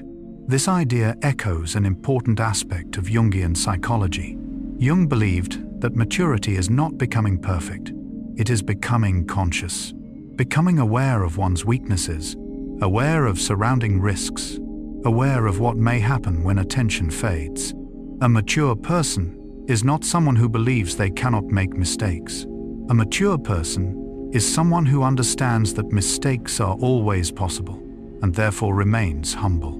Rickover brought that same mindset into the world of engineering. He did not believe in absolute perfection. He believed in pursuing perfection as a standard, not because it could ever be fully achieved, but because striving for it reduces error. Perhaps that is why many people described him as obsessive. Yet history is often changed by such obsessions, by people who refuse easy answers, who are not satisfied with good enough, who continue asking questions after everyone else has stopped. And in Rickover's case, that obsession helped create one of the most reliable technical organizations in the world. What is fascinating is that from a distance, nuclear submarines appear to be symbols of technology, but the deeper we look, the more we realize that their true foundation is not machinery, it is culture, a culture of responsibility, a culture of discipline, a culture in which every individual understands that the smallest mistake can produce the greatest consequences. Jung once wrote, "The least of things with a meaning is worth more in life than the greatest of things without it." Perhaps that is the most fitting way to understand Rickover's legacy. He did not merely create submarines, he created the meaning behind them. He transformed caution into a value, responsibility into a habit, discipline into an identity. And it is those invisible qualities that became the true foundation of success. Because in the end, the strength of a fleet does not reside in steel, not in reactors, not in missiles, but in people. People trained to do the right thing even when no one is watching. People who understand that excellence is not a moment, it is a choice repeated every day. Thanks to those principles, nuclear submarines continued to evolve. Faster, safer, more efficient. And eventually, engineers began to notice something else. If submarines were designed to live underwater, rather than merely dive beneath it, should their shape evolve as well? Were the old designs inherited from surface ships still appropriate? Or was the ocean demanding an entirely new kind of creature? That question opens the door to the next chapter. A chapter about evolution, not the evolution of living beings, but the evolution of the machines that were learning to master the depths of the sea. It is the story of the evolution of the modern submarine. There is a quiet law that governs nearly all life on Earth. Those that fail to adapt gradually disappear. Those that learn to change continue to survive. From the first living organisms in the ancient oceans to the vast forests stretching across continents, the history of life has always been a history of evolution. It is not the strongest creature that survives. It is not the most intelligent creature that survives. It is the creature best adapted to its environment. What is fascinating is that this principle applies not only to nature, it also applies to the machines humanity creates. And the story of the modern submarine is a perfect example. If we look at the earliest submarines in history, they carried many characteristics of surface ships. This is completely understandable. After all, they were designed by engineers whose experience came from the world above the water. They viewed a submarine as an ordinary vessel that happened to possess the ability to dive beneath the sea for limited periods of time. In other words, they were surface ships that could submerge. They were not yet creatures that truly belonged to the ocean. Carl Gustav Jung once wrote, "Life is not static. Every age must build its own psychology." In many ways, that idea can also be applied to engineering. Every era must create designs suited to its environment. And when nuclear submarines arrived, a new reality gradually became clear. The old designs were no longer enough. For decades, submarines had been forced to surface regularly to recharge batteries and replenish air supplies. As a result, efficient performance on the surface was essential. But with nuclear power, everything changed. Submarines no longer needed to live on the surface. They could remain underwater for months, even longer. And that raised a simple, yet revolutionary question. If a submarine spends most of its life underwater, why should it still look like a surface ship? That was the moment engineers began looking toward nature. And like many technological revolutions, the answer had existed long before humanity knew the question. It was already swimming through the ocean. Fish, dolphins, whales. Creatures that had spent millions of years evolving for life in water. None of them resembled surface ships. They possessed smooth curves, streamlined bodies, forms designed to allow water to flow around them with minimal resistance. They were the result of millions of years of evolution. And for the first time, submarine designers began asking themselves, should we learn from the ocean rather than impose our assumptions upon it? It was a profound shift in thinking. For much of history, humanity had attempted to conquer nature. Yet some of our greatest advances have come when we learned to listen to it instead. Jung believed that maturity begins when we abandon the illusion of total control, when we accept that the world follows its own laws, and instead of fighting those laws, we learn to live in harmony with them. Submarine engineers arrived at a similar conclusion. If a submarine was truly going to belong to the ocean, it needed to be designed like an ocean creature, not like a surface vessel, not like a floating fortress of steel, but like a body created to move through water. From that realization emerged one of the most important design revolutions in naval history. and one of its most famous representatives was the Skipjack-class submarine. When USS Skipjack appeared in the late 1950s, many experts immediately noticed something different. Its hull no longer resembled those of earlier generations. Instead, it introduced a new form, smoother, simpler, shaped almost like a droplet of water. Today, this design is known as the teardrop hull. At first glance, it may seem like a purely aesthetic change, but in reality, it reflected an entirely new philosophy. A philosophy that recognized submarines were no longer visitors beneath the sea. They had become residents of the ocean, and once the shape changed, everything else began changing as well. Speed increased, maneuverability improved, noise levels decreased, operational efficiency advanced dramatically. It was almost as if the submarine had finally discovered its true form after generations of evolution. Yet what makes this story meaningful is not merely the engineering, it is the lesson hidden beneath it. Because sometimes, growth does not require becoming stronger. Sometimes it requires becoming more aligned, not fighting the environment, but learning how to harmonize with it. And from that shift in thinking, the modern submarine entered an entirely new era. An era in which the ocean was no longer an obstacle, but a true home. Yet this evolution was only beginning, because the new shape did more than make submarines faster. It also made them quieter, and in the world beneath the sea, silence can be even more valuable than speed. If speed has long been a symbol of power throughout human history, then beneath the ocean there exists something even more important: silence.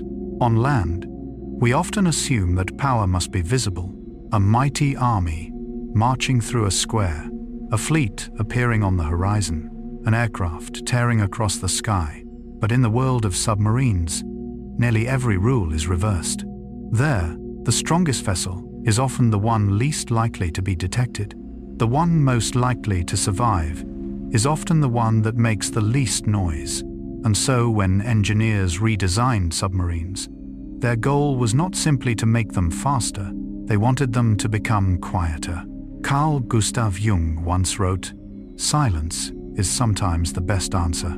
Though the statement is usually understood in a psychological or philosophical sense, within the world of submarines, it becomes almost a law of survival. Because underwater, sound replaces light. Human beings cannot see for dozens of kilometers through the darkness of the ocean, but sound can travel extraordinary distances. A small vibration, an engine noise, a propeller turning imperfectly. Any of these can reveal a submarine's position. That is why the new hull shape did more than reduce drag. It reduced noise as well. Much like a dolphin gliding through the sea while leaving almost no trace behind, the smooth curves of the teardrop hull allowed water to flow more naturally around the vessel. Less turbulence, less vibration, less sound, and the result was something profoundly important. The submarine began to blend into its environment.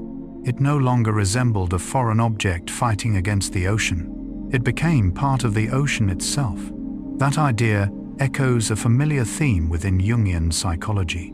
Jung believed that maturity does not come from forcing ourselves to become something we are not.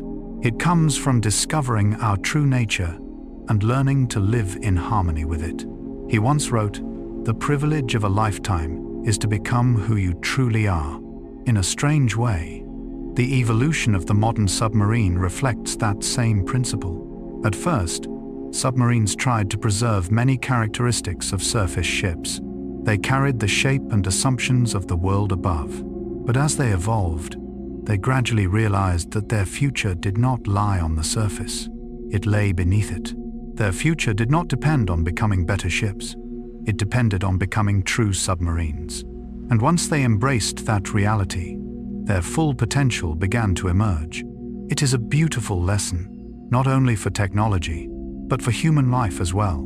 For much of our suffering comes from trying to become what others expect us to be, rather than discovering what is most authentic to our own nature. Modern submarines succeeded because they stopped trying to imitate surface vessels. They chose to become creatures of the sea. And from that decision, everything changed. New classes of submarines appeared, faster, quieter, more efficient. Sonar systems became increasingly sophisticated. Sound-absorbing materials grew more advanced. Propellers were engineered with near-perfect precision. Every improvement served the same purpose: to transform the submarine into a ghost, a presence that could exist without being detected. During the Cold War, that capability carried immense significance. As both superpowers developed nuclear submarine fleets, competition was no longer simply about who could move faster. It became about who could move more quietly, who could detect the other first, who could listen more effectively, who could disappear more completely. A strange kind of contest, one in which victory belonged not to the loudest participant, but to the one who understood the value of silence. Jung observed that the most powerful forces within the human psyche often operate beneath conscious awareness. We do not see them, we do not hear them, yet they influence our decisions every day. Modern submarines function in much the same way. Their greatest power lies not in what others can see, but in what others cannot see, cannot know, cannot predict. It is a form of power unlike most others in history, a power built upon invisible presence. And perhaps that is why submarines became one of the most fascinating symbols of the 20th century. They do not represent domination through noise. They represent influence through silence, not imposing themselves, not demanding attention, yet always present. However, the history of progress never unfolds without cost. Every advance carries risks. Every new technology brings difficult lessons. And the nuclear submarine fleet was no exception. For as machines became increasingly sophisticated, human beings sometimes began to believe they had mastered everything. But the ocean has a way of reminding us to remain humble. One of the most painful reminders arrived in 1963, when a modern submarine named USS Thresher disappeared into the depths of the sea, a tragedy that shook the entire United States Navy. An event that forced the submarine community to re-examine many of its assumptions, and a costly lesson about the consequences of failure in the most unforgiving environment on Earth. That will be the story of our next chapter: USS Thresher, disaster, and the lesson written in blood. There is one thing history repeats again and again. Whether in war, science, or everyday life, the deepest lessons rarely come from success. They come from loss. Human beings learn a great deal from victory, but it is failure that forces us to change. It is suffering that compels us to re-examine the things we once believed were certain. And in the history of America's nuclear submarine fleet, no event reflects this truth more clearly than the tragedy of USS Thresher. By the early 1960s, nuclear submarines were entering a golden era of development. Success followed success. USS Nautilus had crossed beneath the North Pole. New submarine classes were becoming faster, stronger, and more sophisticated. Confidence in technology was growing. Confidence in humanity's ability to master the oceans was growing as well. Yet sometimes, it is precisely during periods of greatest success that people forget how fragile they truly are. Carl Gustav Jung once wrote, "There is no coming to consciousness without pain." It is a statement perfectly suited to the story of USS Thresher. For what happened in the spring of 1963 was not merely a naval accident. It was a collective shock, a moment that forced the entire submarine community to awaken. April 10, 1963, USS Thresher was conducting deep-diving tests off the east coast of the United States. The mission itself was routine. The submarine had recently completed maintenance and was being evaluated before returning to service. Nothing suggested that this ordinary day would become part of history. No one aboard knew they were entering the final hours of their lives. No family member knew that their last farewell would truly be the last. And perhaps that is what makes genuine tragedies so heartbreaking. They often arrive on perfectly ordinary days. USS Thresher was one of the most advanced submarines of its era. Fast, modern, equipped with cutting-edge technology, a symbol of engineering excellence. But the ocean does not care about reputation. It does not care about achievements. It does not care about human confidence. The ocean obeys only its own physical laws. And hundreds of meters beneath the surface, those laws become unforgiving. The pressure at such depths is almost beyond ordinary imagination. Every meter deeper means entering another world, a world where a small mistake can become a catastrophe. During the test dive, communications from Thresher began to indicate that something was wrong. Brief reports, incomplete messages, then silence. A prolonged silence, the kind of silence that experienced sailors understand all too well. The submarine never returned. 129 people were aboard, 129 lives, not a single survivor. It became one of the deadliest submarine disasters in American history. Yet what shocked the nation most was not merely the loss of life, it was the question that followed. How could such an advanced submarine simply disappear? How could a system designed by some of the world's finest engineers fail? How could this happen? Those questions echoed throughout the United States Navy, through shipyards, through research centers, throughout the entire submarine community. And as the investigation unfolded, an important truth gradually emerged. There was no single cause, no simple culprit. Like many major disasters throughout history, the tragedy did not arise from one mistake.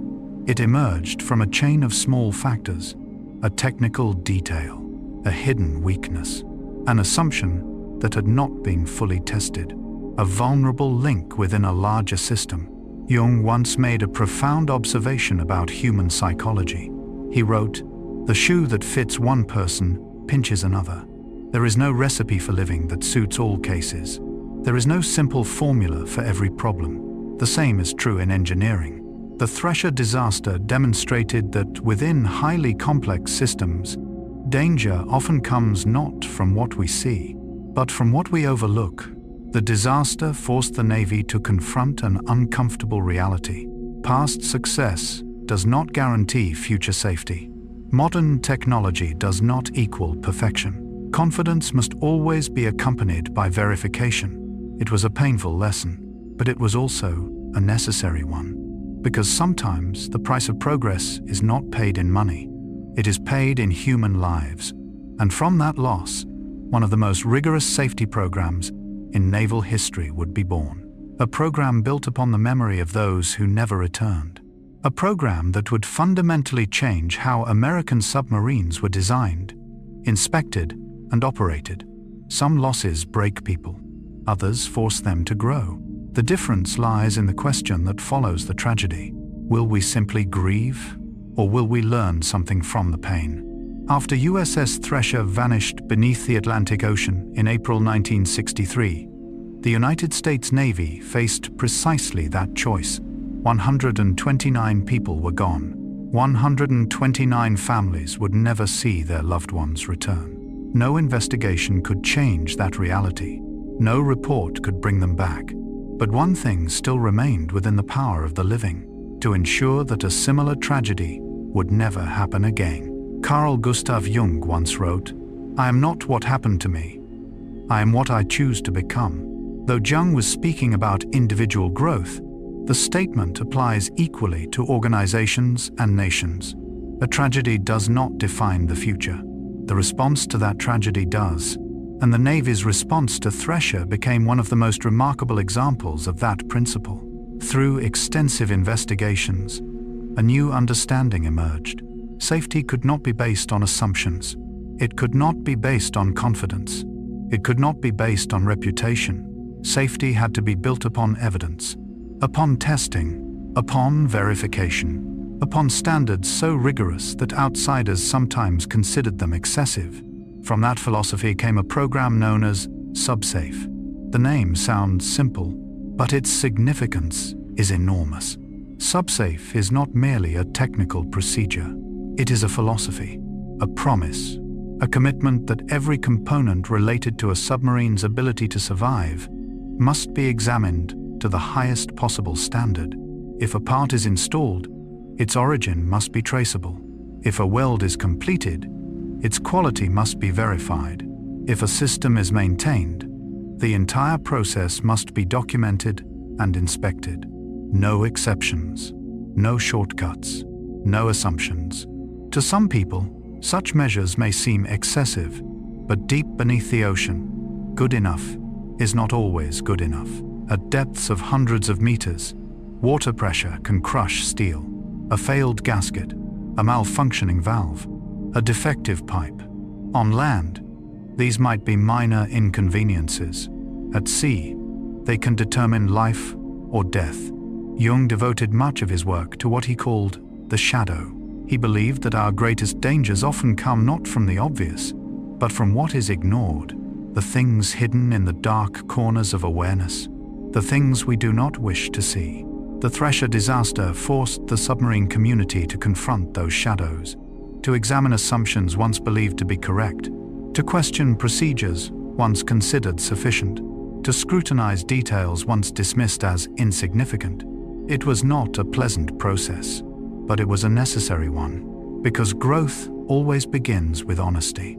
Honesty about mistakes, honesty about weaknesses, honesty about what must change. What is remarkable is that SubSafe was not built upon perfection. It was built upon humility. Humility before the ocean, humility before technology, humility before humanity's capacity to make mistakes. And perhaps that is why it proved so effective. The best safety systems do not assume that people will always be right. They assume people can be wrong. Then they do everything possible to prevent those mistakes from becoming disasters. In the decades that followed, SubSafe became the gold standard of submarine safety. Every new submarine was required to comply. Every procedure had to be proven. Every modification had to be carefully reviewed. And the results were extraordinary. Since the implementation of SubSafe, the U.S. Navy has not lost another submarine due to failures within the areas controlled by the program. That is not merely a technical success. It is a success of responsibility, a success of learning from pain rather than forgetting it. Jung once wrote, "The greatest and most important problems of life are all fundamentally insoluble. They can never be solved, but only outgrown. The ocean remains dangerous. Submarines still operate in one of the harshest environments on Earth. No technology can eliminate risk entirely, but people can become wiser, more careful, more responsible. And that is what SubSafe represents. Not victory over nature, but maturity in the face of nature. Perhaps that is the greatest lesson of USS Thresher, that the most painful tragedies can become the foundation of the most important changes, that the memory of those who were lost can continue to live on through the lives protected afterward. That safety is not the result of luck, but the result of thousands of correct decisions repeated every single day. Yet even as technology became safer, the ocean continued to guard its own secrets. Not every lost submarine leaves behind clear answers. Not every tragedy is fully explained. And only a few years after Thresher, another mystery emerged. Another submarine disappeared. An event that remains controversial to this day. An accident? A technical failure? Or something else entirely? That is the story of the USS Thresher disaster and the lesson written in sacrifice. There is something history repeats again and again, whether in war, science, or everyday life. The deepest lessons rarely come from success. They come from loss. Human beings learn a great deal from victory, but it is failure that forces us to change. It is suffering that compels us to re-examine the things we once believed were certain. And in the history of the United States nuclear submarine fleet, no event reflects this truth more clearly than the tragedy of USS Thresher. By the early 1960s, nuclear submarines were entering a period of remarkable growth. Success followed success. USS Nautilus had crossed beneath the Arctic ice. New classes of submarines were becoming faster, stronger, and more advanced. Confidence in technology continued to grow. Confidence in humanity's ability to master the oceans grew stronger as well. Yet sometimes, it is during our most successful moments that we become most likely to forget our own fragility. Carl Gustav Jung once wrote, "There is no coming to consciousness without pain." Few statements are more fitting for the story of USS Thresher, for what happened in the spring of 1963 was not merely a naval accident, it was a collective shock, a moment that forced the entire submarine community to awaken. April Zech, o minor suteshazech, Shitre, USS Thresher was conducting deep diving tests off the eastern coast of the United States. It was a relatively routine technical mission. The submarine had recently completed maintenance and needed to be evaluated before returning to service. There were no signs that this ordinary day would become part of history. No one aboard knew they were entering the final hours of their lives. No family member knew that their last goodbye would truly be their final one. And perhaps that is what makes real tragedies so heartbreaking. They often arrive on completely ordinary days. USS Thresher was one of the most advanced submarines of its era. Fast, modern, equipped with cutting-edge technology, a symbol of engineering excellence. But the ocean does not care about reputation. It does not care about achievements. It does not care about human confidence. The ocean follows only its own laws of physics. And hundreds of meters beneath the surface, those laws become extraordinarily unforgiving. The pressure at such depths exceeds ordinary imagination. Every meter deeper is another step into a different world.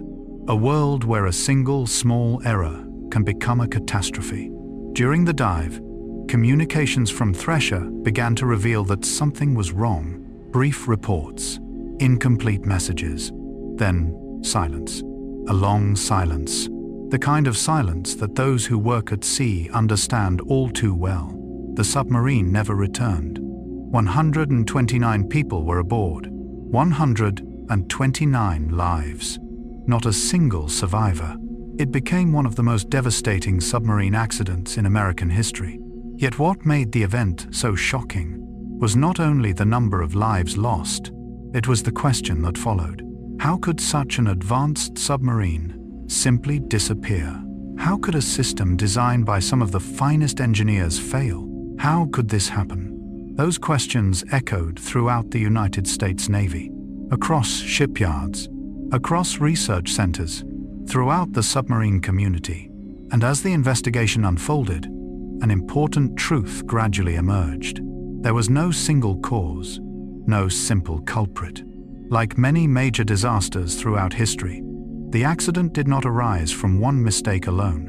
It emerged from a chain of small factors, a technical detail, a hidden weakness, an assumption that had not been fully tested, a vulnerable link within the system.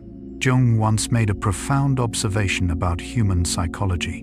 He wrote, "The shoe that fits one person pinches another. There is no recipe for living that suits all cases. There is no simple formula for every problem." The same is true in engineering.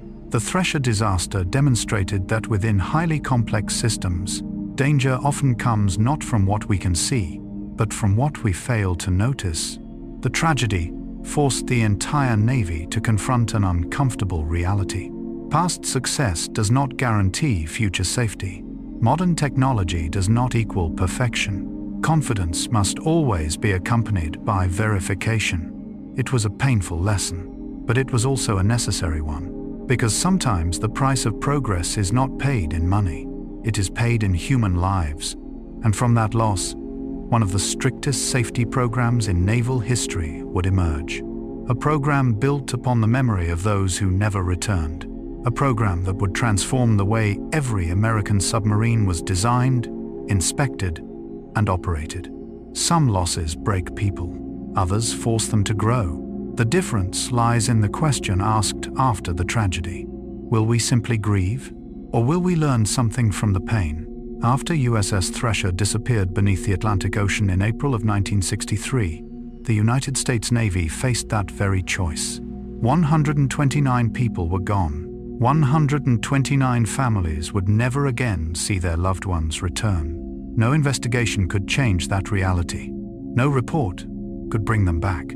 But one thing still remained within the power of the living, to ensure that a similar tragedy would never happen again. Carl Gustav Jung once wrote, "I am not what happened to me. I am what I choose to become." Though Jung was speaking about personal growth, the statement applies equally to organizations and nations. A tragedy does not define the future. How we respond to tragedy defines the future. And the response of the United States Navy after Thresher became one of the most remarkable examples of that principle. Through extensive investigations, a new understanding began to emerge. Safety could not be based on assumptions. It could not be based on confidence. It could not be based on reputation. Safety had to be built upon evidence, upon testing, upon verification, upon standards so rigorous that they sometimes seemed extreme to outsiders. From that philosophy, the SubSafe program was born. The name sounds simple, but its significance is enormous. SubSafe is not merely a technical procedure.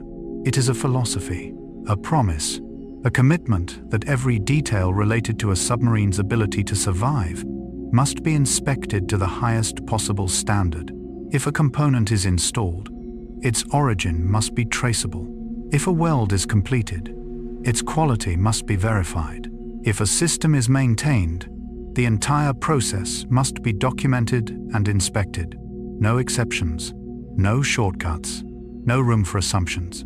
To many people, such measures may seem excessive, but on the ocean floor, good enough is not always enough. Hundreds of meters below the surface, water pressure can crush steel, a damaged rubber seal, a malfunctioning valve, a faulty pipe. On land, such problems might be little more than inconveniences. In the deep sea, they can determine life or death. Jung spent much of his career exploring what he called the shadow. He believed that our greatest dangers often come not from what is obvious, they come from what is overlooked, the things hidden in the dark corners of awareness, the things we would rather not see.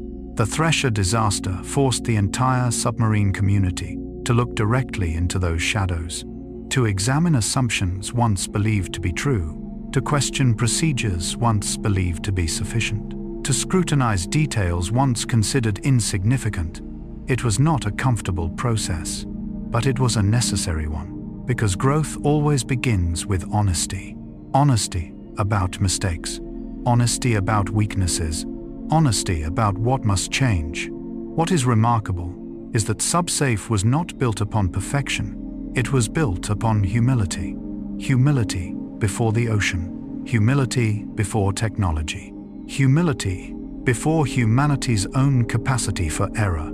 And perhaps that is why the program proved so effective. The best safety systems do not assume that people will always be right. They assume people can be wrong. And then they do everything possible to prevent those mistakes from becoming disasters.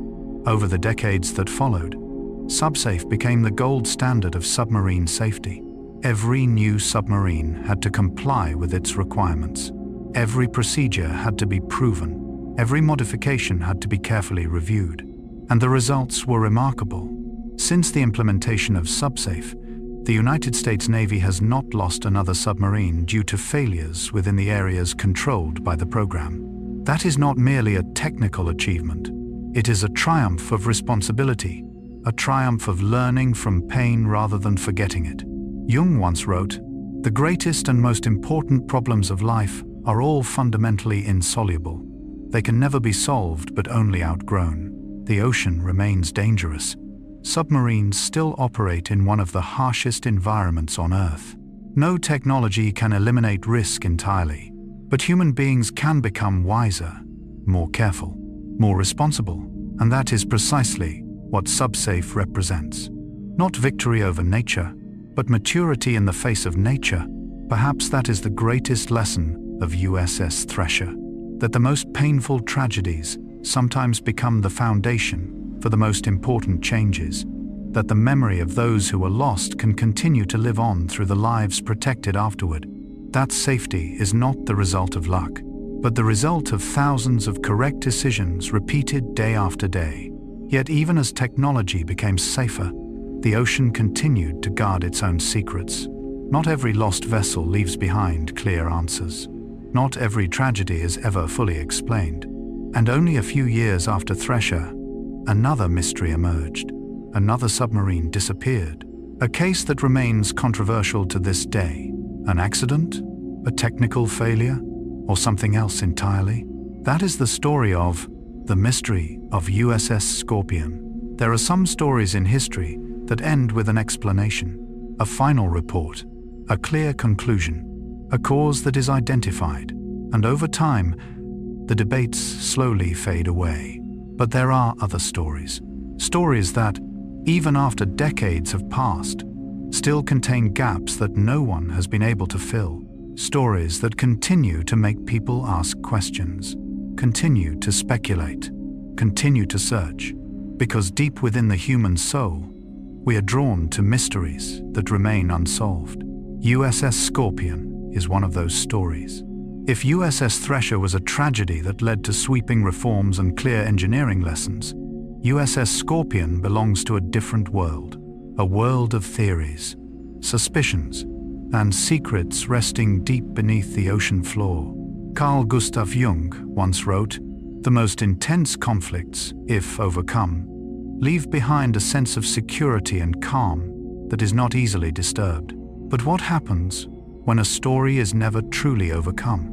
What happens when the questions remain? When pieces of the puzzle are still missing? When the truth seems to lie somewhere beneath thousands of meters of dark seawater? That is what has kept USS Scorpion alive in the memory of history. The year was 1968. The Cold War was at one of its most tense stages. American and Soviet submarines silently tracked one another beneath the oceans. It was a game that lasted for years. No gunfire, no smoke, no visible battles. Yet enormous pressure existed beneath the surface. Every sonar signal, every strange sound, every unusual movement could carry strategic significance. USS Scorpion was part of that world, a skipjack-class attack submarine, fast, modern, built for some of the most dangerous missions of its era. The sailors aboard were accustomed to life beneath the sea. They understood isolation. They understood pressure. They understood the risks that came with their profession. But like the men aboard Thresher before them, they could not know that they were approaching their final chapter. In May 1968, USS Scorpion was returning to base after completing operations in the Atlantic Ocean. Everything appeared normal. Final messages were transmitted. Routine reports were completed. There was no obvious warning of disaster. Then suddenly, silence.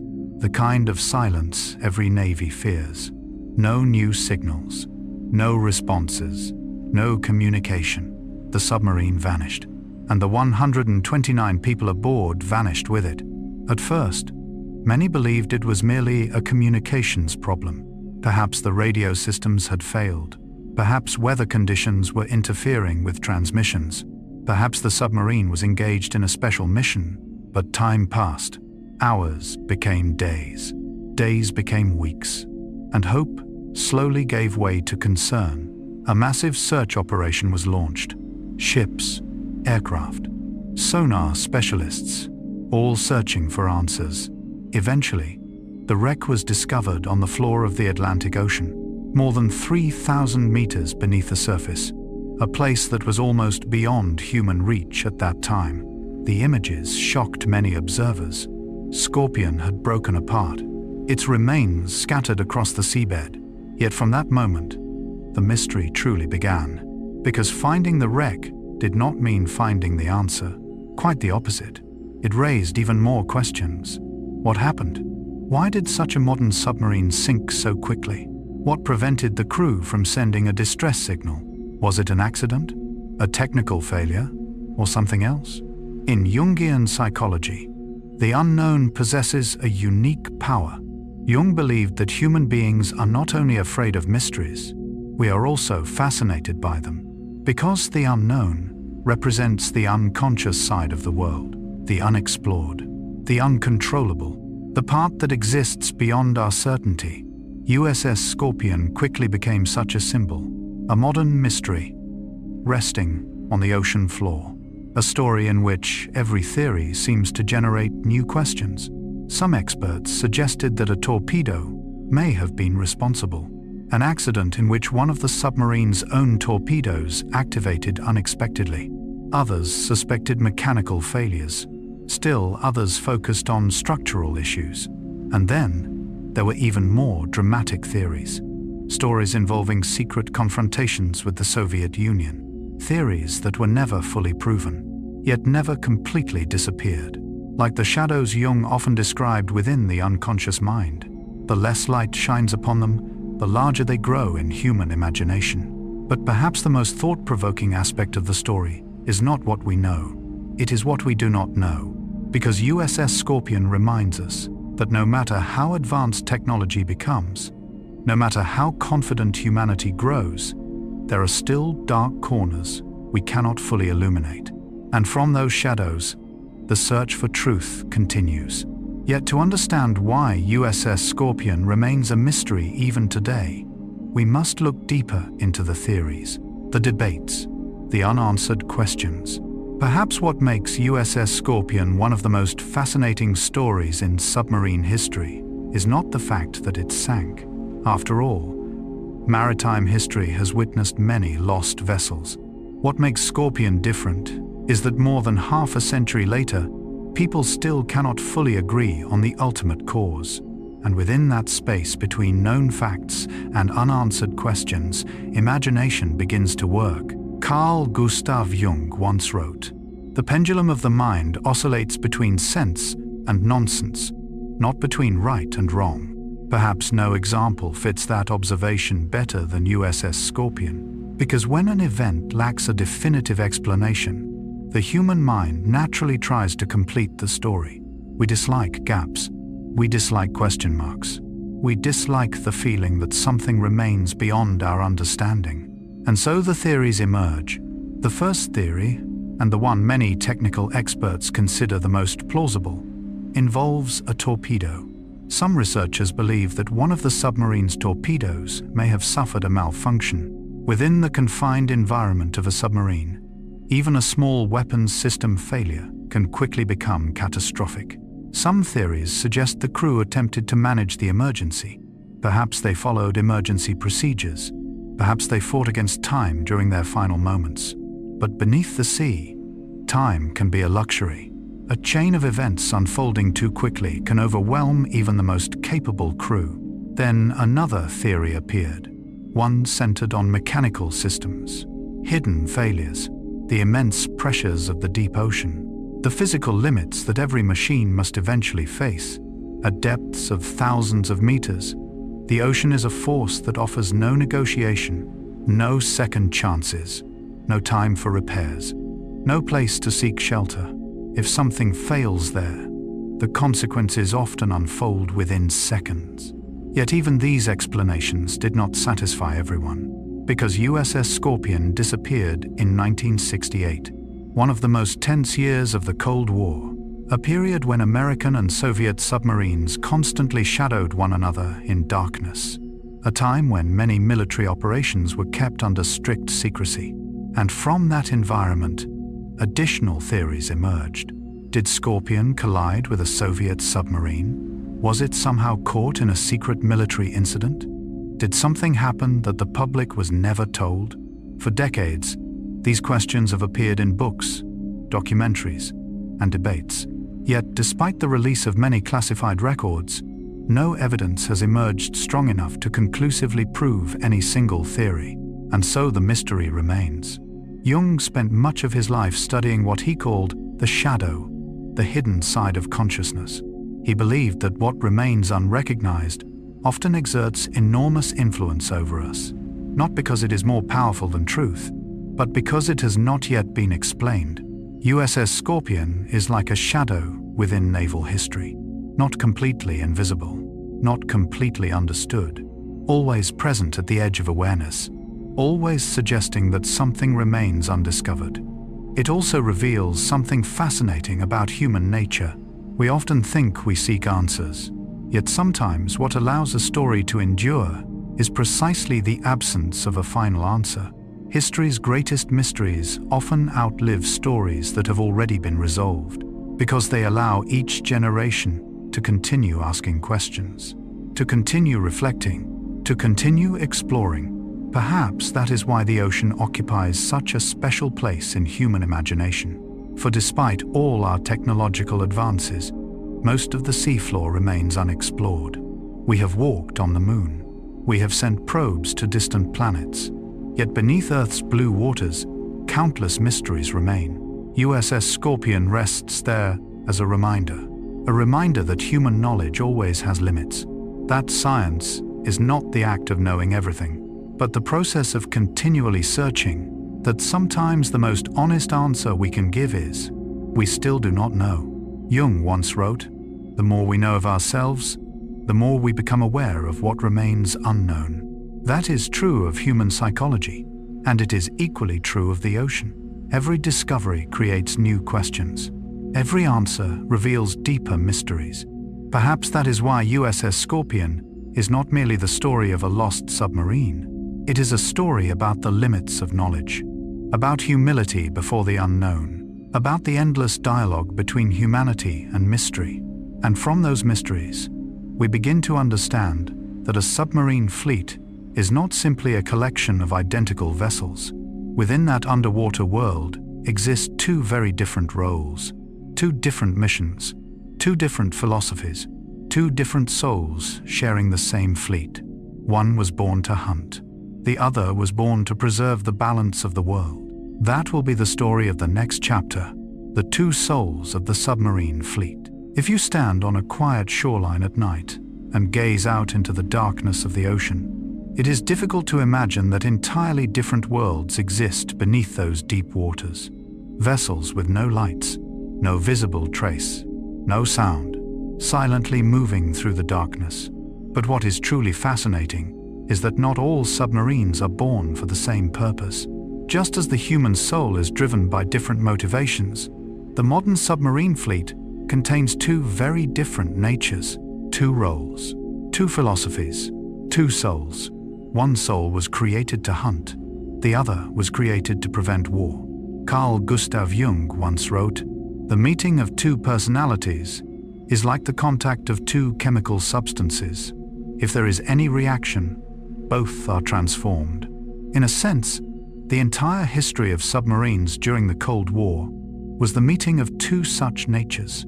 On one side stood the attack submarine, known as the SSN nuclear-powered attack submarine. On the other side stood the ballistic missile submarine, the SSBN ballistic missile submarine. At first glance, they appear nearly identical. Both operate underwater. Both are powered by nuclear energy. Both are designed to disappear into the vastness of the ocean. But beneath the surface, they represent two fundamentally different philosophies. Let us begin with the SSN. If the ocean were a vast forest, the SSN would be its predator.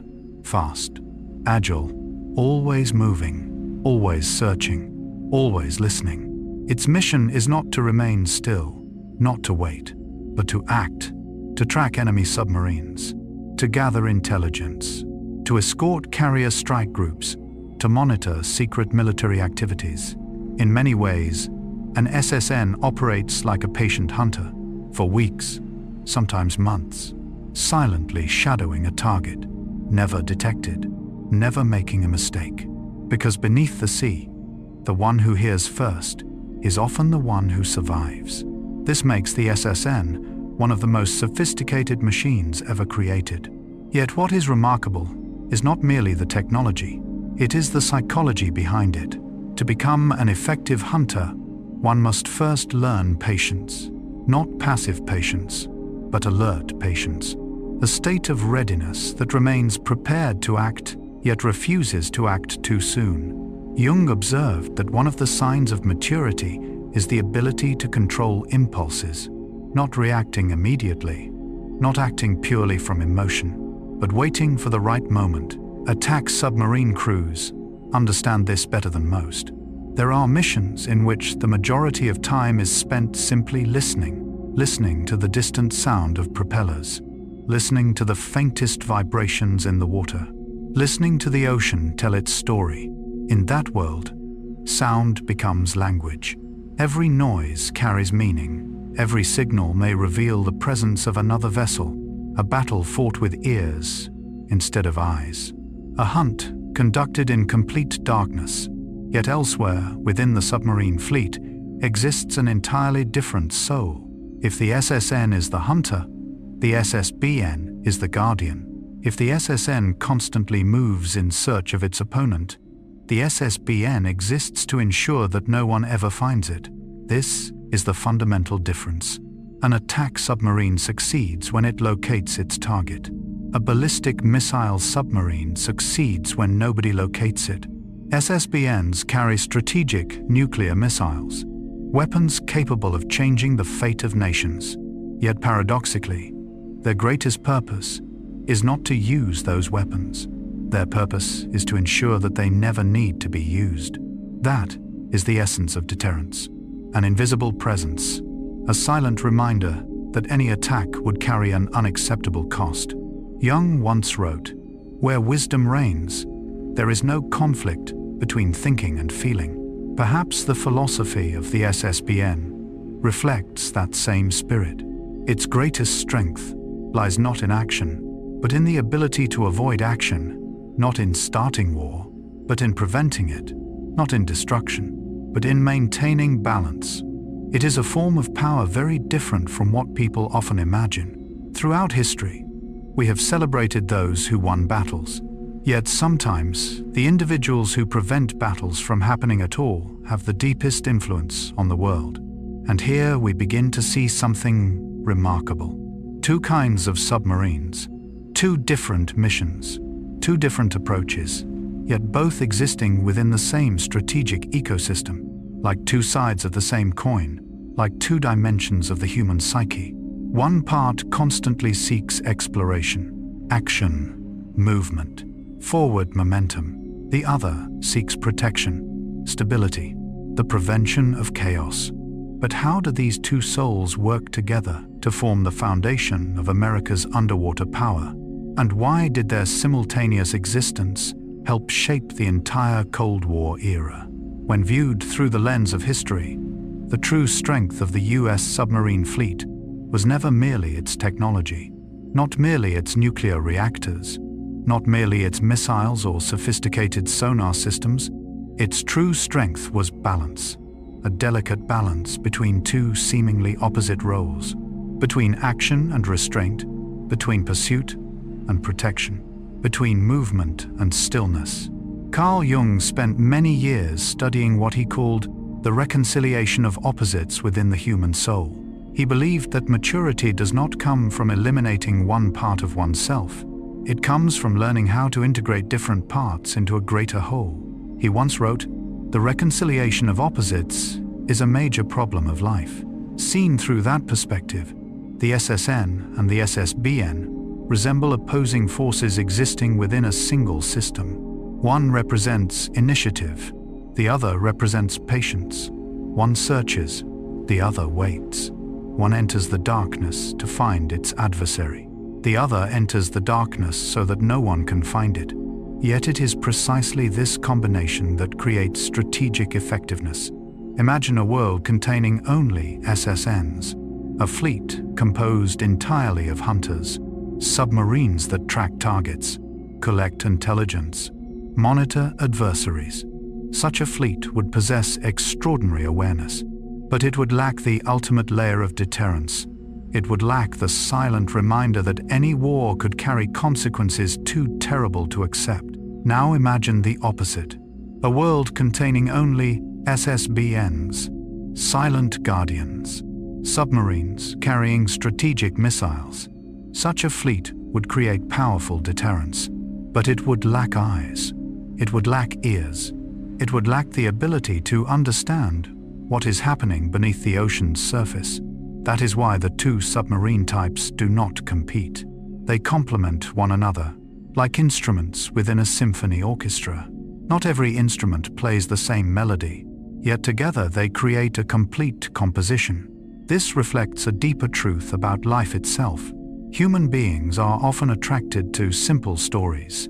We prefer heroes and villains, clear explanations, choices between right and wrong. But reality is usually far more complex.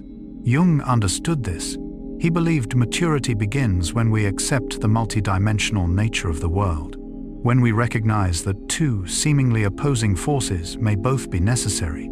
The SSN and the SSBN demonstrate precisely that. One submarine helps us understand the world, the other helps stabilize it. One functions as the eyes, the other functions as the heart. One observes, the other sustains the rhythm of strategic balance. What is remarkable is that both operate in the same environment, the same ocean, the same darkness, the same isolation, yet they exist for different purposes.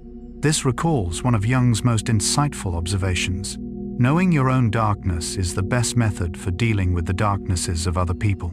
In the submarine world, understanding one's role is just as important as understanding one's adversary.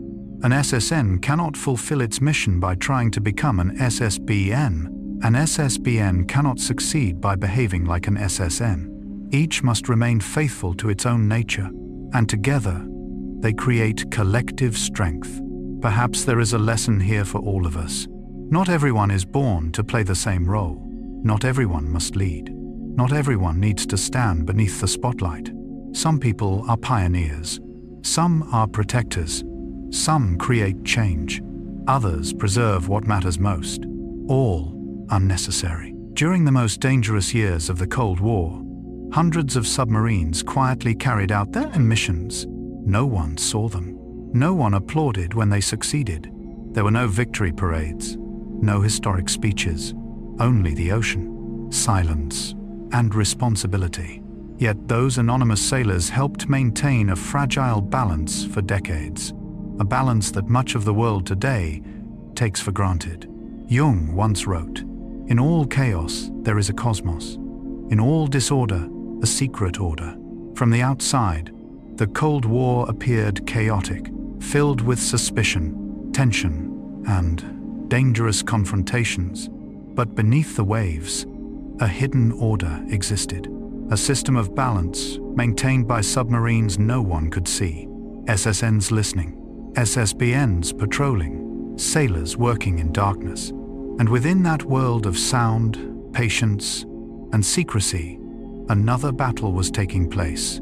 A battle fought not with artillery, not with bombs, not with missiles, but with the ability to listen, with faint signals traveling through seawater, with the persistence of hunters tracking their targets for weeks at a time, a contest in which the side that detected first held the advantage. But before we can understand that hunt, we must first understand what made submarines the most important component of America's nuclear deterrence system. That will be the story of the next chapter, the heart of America's nuclear triad. Some ideas change history not because they are beautiful, not because they inspire, but because they force the world to think differently about survival.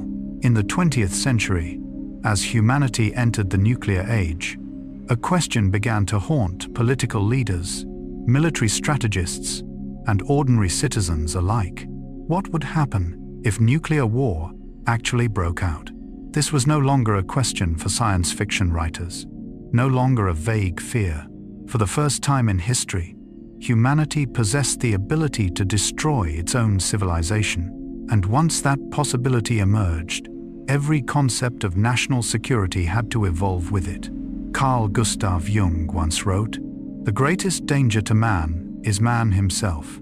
It is a simple statement, yet a profound one. For thousands of years, natural disasters, disease, and the forces of nature were among humanity's greatest threats. But in the atomic age, mankind faced a new reality. The greatest danger no longer came from nature. It came from humanity itself. Against this backdrop, the United States began constructing a system of defense and deterrence unlike anything that had existed before. A system known as the nuclear triad, At first glance, the term sounds technical, yet behind it lies a remarkably important idea.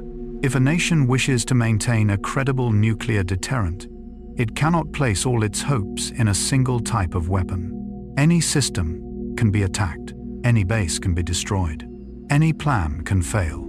Therefore, instead of relying on one pillar, the United States built three independent forces designed to support one another. The first was the Strategic Bomber Force, aircraft capable of carrying nuclear weapons across thousands of kilometers. The second was the Intercontinental Ballistic Missile Force, missiles stationed on land and capable of launching within minutes. And the third was the Ballistic Missile Submarine Fleet, invisible vessels patrolling somewhere across the world's oceans. Three components, three approaches, three layers of protection. Yet over time, one reality became increasingly clear. Among all three pillars, submarines possessed a characteristic the others could rarely match: survivability. Imagine the worst possible nuclear crisis. Land-based missile silos can be identified. Strategic airfields can become targets. But submarines hidden beneath the ocean are an entirely different matter. No one knows exactly where they are. No one knows which direction they are traveling. No one knows when they might emerge. And it is this invisibility that creates their power. Jung spent years studying the unconscious mind. He observed that what human beings cannot see often influences them more deeply than what they can. Darkness carries greater psychological power than light. Mystery stimulates the imagination more intensely than certainty. In a very unique way, nuclear submarines operate according to that principle. Their power does not come from being seen. It comes from disappearing, not from visibility, but from invisibility. It is a form of power unlike anything previous generations understood. For thousands of years, empires displayed strength through massive armies, enormous fortresses, gigantic warships. But in the nuclear era, the greatest power resided in things that could not be seen at all. This represented a profound shift in strategic thinking, and to turn that idea into reality, the United States needed a new weapon, a weapon capable of carrying nuclear power beneath the sea, a weapon small enough to fit inside a submarine, yet powerful enough to alter the global balance of power. That weapon was the Polaris missile. Polaris was more than a missile. It was a revolution. For the first time, submarines could carry strategic ballistic missiles with sufficient range to perform their deterrent mission from the middle of the ocean. Everything changed. The boats no longer needed to approach their targets closely. They no longer needed to risk revealing their position. They could remain hidden in darkness while still influencing events across the globe. Yet Polaris was only half the story. Even the finest missile requires the right platform to carry it. And that is when a new class of submarine appeared. A class that would become the foundation of America's sea-based deterrent for decades. A class named after the first president of the United States, the George Washington class. And it was through the combination of Polaris and the George Washington class that the true heart of America's nuclear triad began to take shape. But why did these submarines become the most survivable component of the entire system? If there is one great paradox of the nuclear age, it is this. The most dangerous weapons in human history were created in the hope that they would never have to be used. At first, this seems contradictory. Yet the deeper we explore the logic of the Cold War, the clearer it becomes why ballistic missile submarines came to be viewed as the heart of nuclear deterrence. Their true power does not lie in launching missiles. It lies in preventing others from launching theirs. Carl Jung once wrote, "Everything that irritates us about others can lead us to an understanding of ourselves." Although this was a statement about psychology, it also reflects the nature of nuclear deterrence in a strange way. Throughout the Cold War, the United States and the Soviet Union constantly observed one another. Each side sought to understand the other, its military capabilities, its strategic intentions, its limits. And through that process, Both sides arrived at the same realization. No nation could feel secure if its ability to retaliate could be eliminated in a single surprise attack. If every missile sat on land, if every bomber remained at fixed bases, then, at least in theory, a devastating first strike could cause enormous damage. Submarines changed that equation entirely, because no one knew where they were. A George Washington-class submarine might be somewhere in the Atlantic Ocean, or beneath Arctic waters, or in a location known only to its crew. It represented a form of strategic invisibility, a final insurance policy, and from that invisibility emerged the concept known as second strike capability, the ability to retaliate even after absorbing a nuclear attack. In simple terms, if an adversary knows that a devastating counterstrike is inevitable, even after striking first, the incentive to start a war diminishes dramatically. It sounds cold.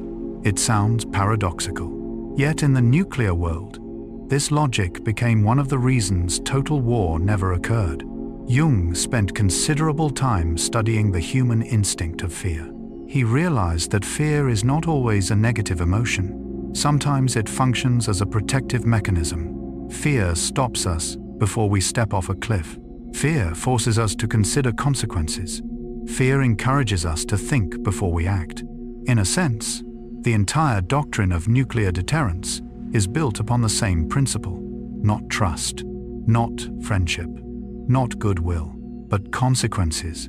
The understanding that the cost of war would outweigh any possible benefit, and ballistic missile submarines became the clearest symbol of that understanding. Silent vessels patrolling beneath the sea, not searching for victory, not hunting enemies, not attempting to demonstrate strength, simply existing, simply remaining present, and through that presence, they altered the behavior of great powers. What is remarkable is that these submarines lived lives almost completely opposite to the popular image of war. There were no famous battles, no celebrated clashes, no dramatic victories recorded in textbooks. Most of the time, they simply patrolled in silence beneath the ocean, day after day, month after month.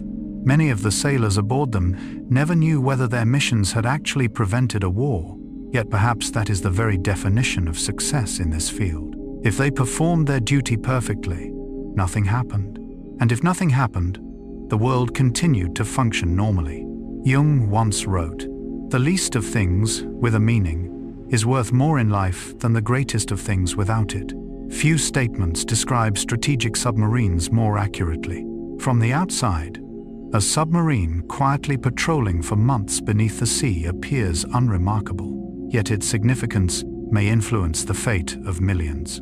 Sometimes the most important actions are the ones no one sees.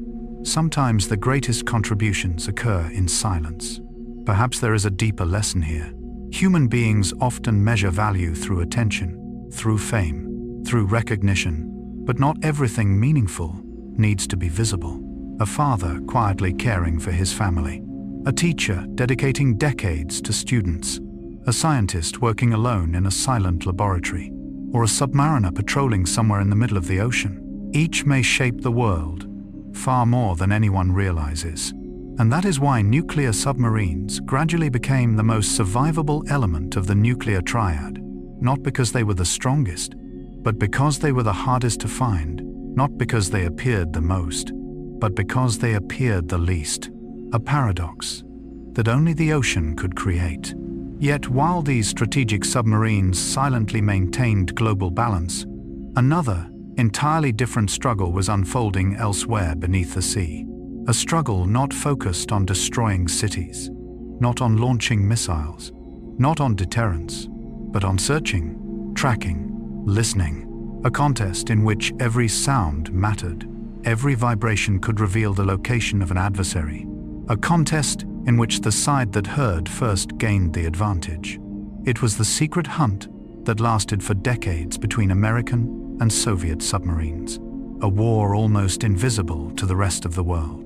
And that will be the story of the next chapter, the silent hunt, the underwater shadow war of the Cold War, the silent war beneath the sea, If the great battles of history are remembered through the thunder of cavalry charges, the roar of artillery, or the scream of jet engines across the sky, then there was another war that left almost no sound in humanity's memory. A war with no clearly defined battlefield, no spectators, no journalists, no historic photographs splashed across newspaper front pages. In fact, most of the world never even knew it was happening.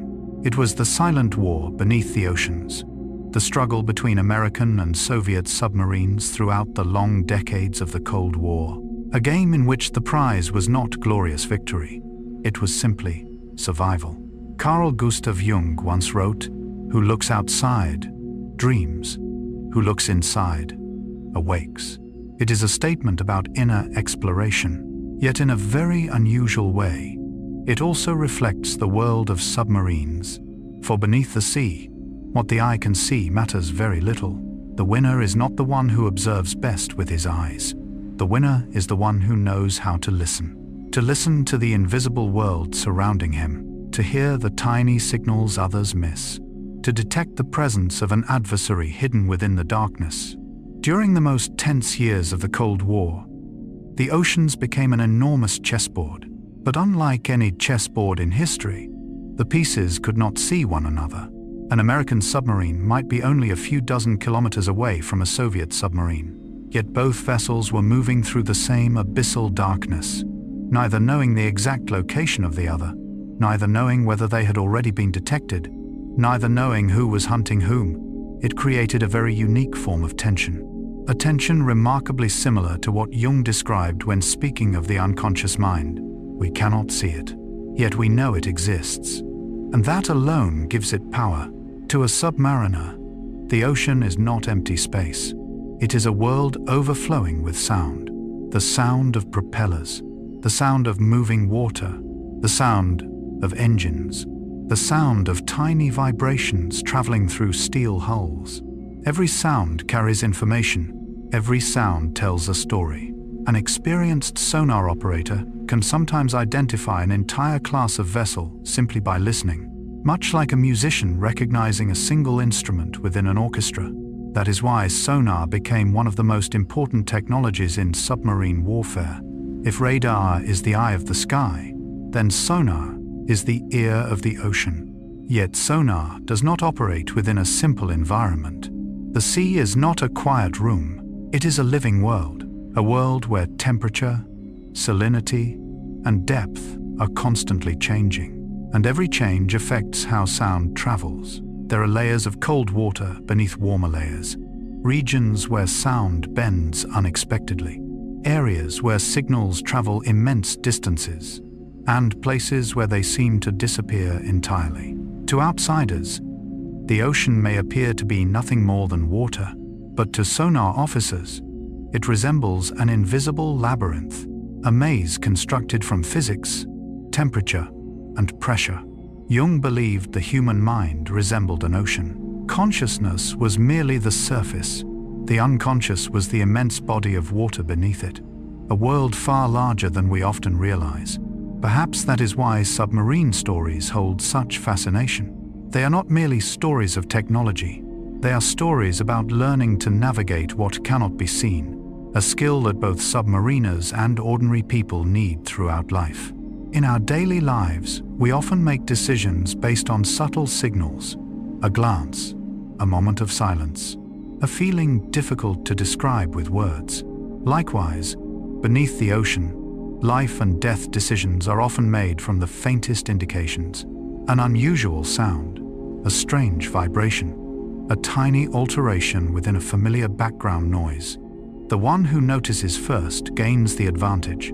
The one who reacts too slowly may pay the price. And from this reality emerged one of the most famous games in submarine warfare. The Americans called it cat and mouse. Yet in truth, both sides were often both cat and mouse at the same time. A submarine might be hunting another vessel, while simultaneously being hunted itself. Today's predator could become tomorrow's prey. No one was truly safe. No one ever possessed complete control. It was a contest of patience, concentration, and the ability to master fear. But what made this struggle remarkable was not merely technology, it was psychology. Because in an environment where you cannot see your enemy, the most frightening thing is often not the enemy at all. It is your own imagination. And it is precisely here that the underwater war begins to touch the deeper layers of the human mind. The same layers Carl Jung spent his entire life exploring. There is something peculiar about fear.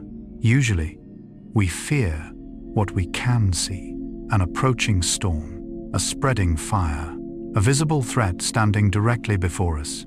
Yet some of our deepest fears emerge from what remains unseen, things hidden somewhere within the darkness, things we know could appear, but never know when. In submarine warfare, that feeling existed every day. A sonar operator sitting before his console, an officer carefully listening to sounds traveling through hundreds of kilometers of seawater, a captain attempting to determine whether a newly detected noise is merely a current or the sign of an enemy submarine. Everything happens in silence. Yet that silence carries enormous pressure. Carl Jung once wrote, "One does not become enlightened by imagining figures of light, but by making the darkness conscious." Perhaps nowhere does that statement feel more alive than in the world of submarines, because success there does not come from eliminating darkness. No one can do that. The ocean will always remain dark. Distance will always remain uncertain. Ambiguity will always exist. The only thing human beings can do is learn to understand that darkness, to read the fragile signals emerging from it, to learn how to exist within it.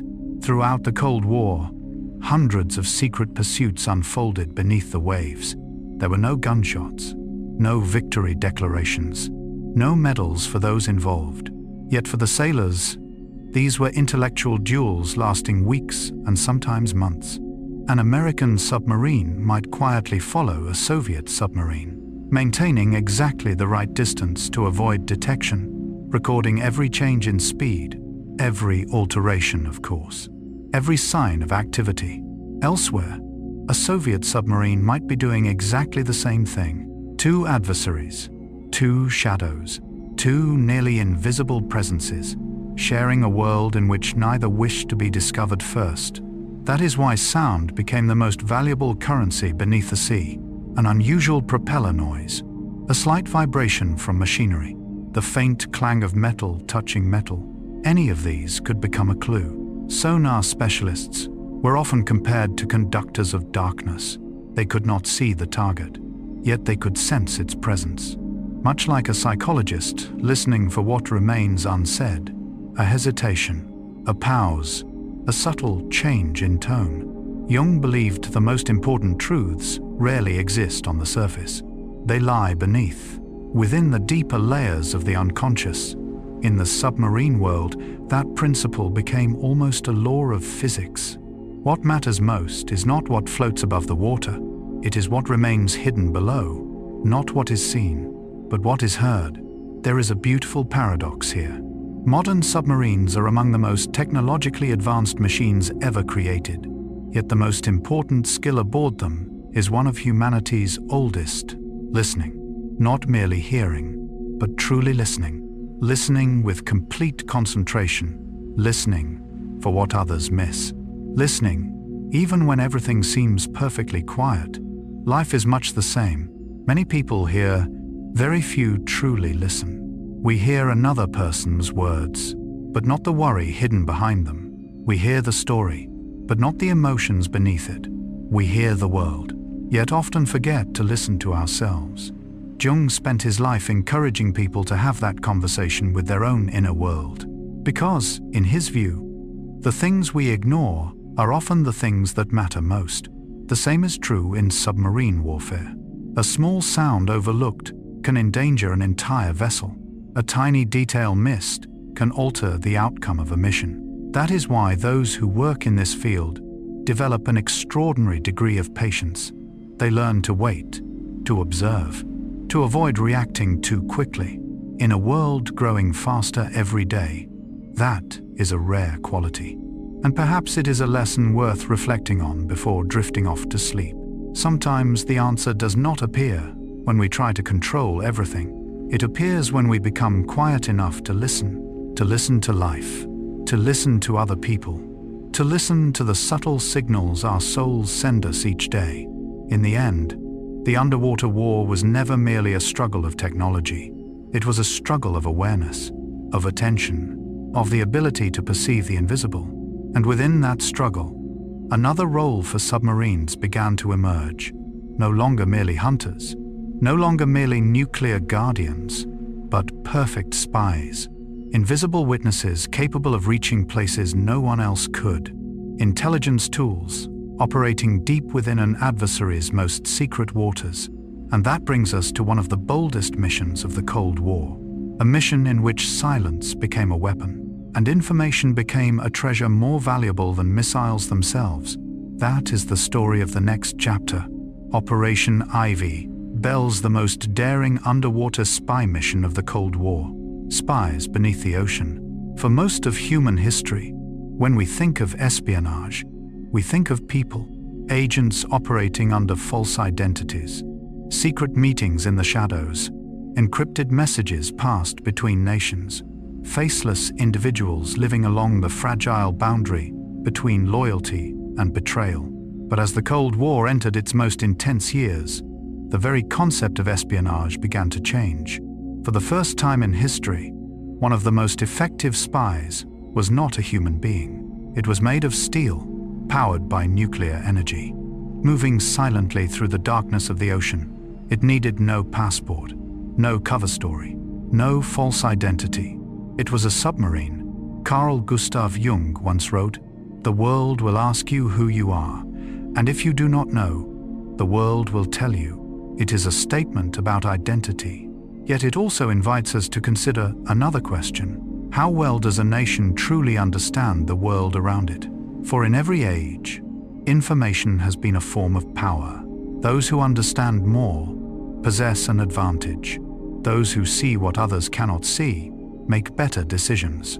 Those who know what is coming have a greater chance of avoiding disaster. And during the Cold War, nothing was more valuable than information. The two superpowers were not merely competing with missiles, not merely competing with warships, not merely competing with nuclear warheads. They were competing in understanding.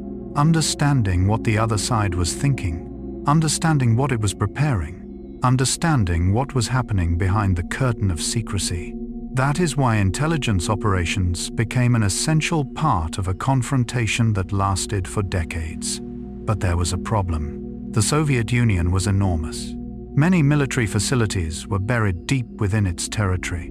Much of its most important information was heavily protected, and the most critical communications often did not travel through radio waves. They traveled through cables resting on the floor of the sea, invisible pathways carrying thousands of military communications every day. If someone could listen to those conversations, they could learn a great deal about their adversary. But how could they reach them? How could they place listening devices inside waters protected by a nuclear superpower? How could they do so without being discovered? That was when a daring idea emerged. An idea that led to one of the most remarkable intelligence operations of the Cold War, Operation Ivy Bells. If many military operations are built upon strength, Ivy Bells was built upon patience. If many operations depend on speed, Ivy Bells depended upon stillness. If many operations rely on firepower, Ivy Bells relied upon the ability to disappear. And at the center of this story was a submarine called USS Halibut. Originally, Halibut had been designed for an entirely different mission, but over time, it was transformed for special operations. Missions never discussed publicly, never reported in newspapers, never mentioned in official speeches. Missions that existed entirely in the shadows, and that made it the perfect tool for underwater espionage. Jung spent much of his life studying the unconscious mind. He believed that many of the forces shaping our lives operate beyond direct sight. We see only the surface. The deeper motivations often remain hidden. The Cold War was much the same. The world saw summit meetings, political speeches, arms races. But beneath the surface, another conflict was unfolding, a quieter conflict, a war of information, and USS Halibut became one of the most effective instruments in that struggle. Its mission was not to launch missiles, not to sink enemy ships, not to engage in battle. Its mission was to listen, a task that sounds simple. Yet, in reality, it was extraordinarily difficult, for beneath the ocean floor there are no road signs, no sunlight, no familiar landmarks, only darkness, cold, and the crushing pressure of the sea. The crew had to search for communication cables resting deep on the ocean floor, determine their exact location, approach without drawing attention, and then install sophisticated listening devices. Any mistake could compromise the entire operation. Any error could trigger an international crisis. Yet what makes this story fascinating is not merely its technical complexity, it is its deeper meaning. For the first time, a submarine was no longer merely a warrior, it became an observer, a listener, a spy beneath the ocean. And perhaps that reflects a very ancient truth. That understanding is often more valuable than strength. Knowing what an adversary is doing can matter more than possessing another weapon. Foreseeing danger can be more valuable than reacting to it after it appears. Yet as USS Halibut began carrying out these secret missions, a deeper question gradually emerged. Does seeing everything truly create security? Or can knowing too much create burdens of its own? There is a fascinating paradox throughout human history. We often believe that power comes from what can be seen: tall walls, large armies, massive warships, terrifying weapons. Yet the deeper we move into the modern world, the more we realize that true power often lies in the invisible. Information, knowledge, understanding, the ability to see what others cannot see, the ability to hear what others cannot hear. Operation Ivy Bells became a perfect example of this reality. For years, listening devices attached to undersea military communication cables quietly collected enormous amounts of information. There were no explosions, no battles, no victories announced to the public, only recordings, data, small fragments gradually forming a larger picture of an adversary. Carl Jung once wrote, "Knowledge rests not upon truth alone, but upon error also." The same is true in intelligence work. Information rarely arrives complete. It often appears as fragments, disconnected signals, incomplete stories. And the task of analysts is to assemble those fragments into meaning, much like a psychologist listening to dreams. A single dream may seem confusing, but many dreams together begin to reveal deeper patterns. Ivy Bells functioned in much the same way. An individual conversation might appear insignificant, but when viewed over time, those conversations began telling a larger story. A story about military activity, about force deployments, about strategic priorities, about how a superpower thought. And that is what made USS Halibut such a perfect spy. Not because it was the fastest, not because it was the most powerful, but because it was the most patient. In the world of intelligence, patience is sometimes the highest form of strength. Jung observed that modern people are often obsessed with action. We want immediate responses, immediate results, immediate answers. Yet the deepest discoveries often emerge from long observation, from sitting quietly, from listening, from allowing time to reveal what haste cannot. USS Halibut embodied that philosophy. It did not race in search of glory. It did not hunt targets like attack submarines. It did not carry the burden of nuclear deterrence like the great ballistic missile submarines. Instead, it performed a far simpler task. It observed. And sometimes, observation is the most powerful action of all. Perhaps that is why this story carries meaning far beyond military history. For if we look closely, Ivy Bells is not merely an intelligence operation. It is a story about human curiosity, about our desire to understand the world, about our need to reduce uncertainty. In Jungian psychology, Anxiety often emerges when human beings confront the unknown. We fear what we do not understand. We fear what we cannot control. We fear what remains hidden in the darkness. And much of intelligence work is ultimately an attempt to make that darkness more understandable. Yet another question appears. Does greater knowledge always bring peace? Or does greater knowledge simply reveal how much remains unknown? Jung once wrote, "The more we know of ourselves, the more we become aware of what remains unknown." That is the paradox of knowledge. Every answer creates new questions. Every secret uncovered reveals deeper mysteries. Even though Operation Ivy Bells succeeded for many years, it did not make the world simpler. It merely allowed people to see more clearly how complex the world truly was. And perhaps that is the greatest lesson of all. Not every mystery exists to be conquered. Not every unknown can be completely explained. Sometimes the value lies within the search itself, in continuing to observe, continuing to learn, continuing to ask questions. What is remarkable is that all of this was accomplished by a steel machine moving silently across the ocean floor, a vessel no one could see, a spy no one knew existed, a silent witness to history. But like every secret operation, success could not last forever. Over time, intelligence missions became increasingly complex. Defensive measures grew more sophisticated, and while submarines like Halibut quietly gathered information, they themselves faced countless dangers. For beneath the ocean, the enemy was not only another nation, not only hidden secrets, but also the most unforgiving environment humanity has ever attempted to conquer. A world where a single mistake could lead to catastrophe. A world where seawater, fire, pressure, and machinery remained ever-present invisible threats. And that is where our story continues. The chapter about the dangers that constantly stalk those who travel beneath the ocean floor. The enemies within fire, water, and the hidden dangers of life under the sea. The ever-present dangers beneath the sea. When people think about war, we usually think about enemies.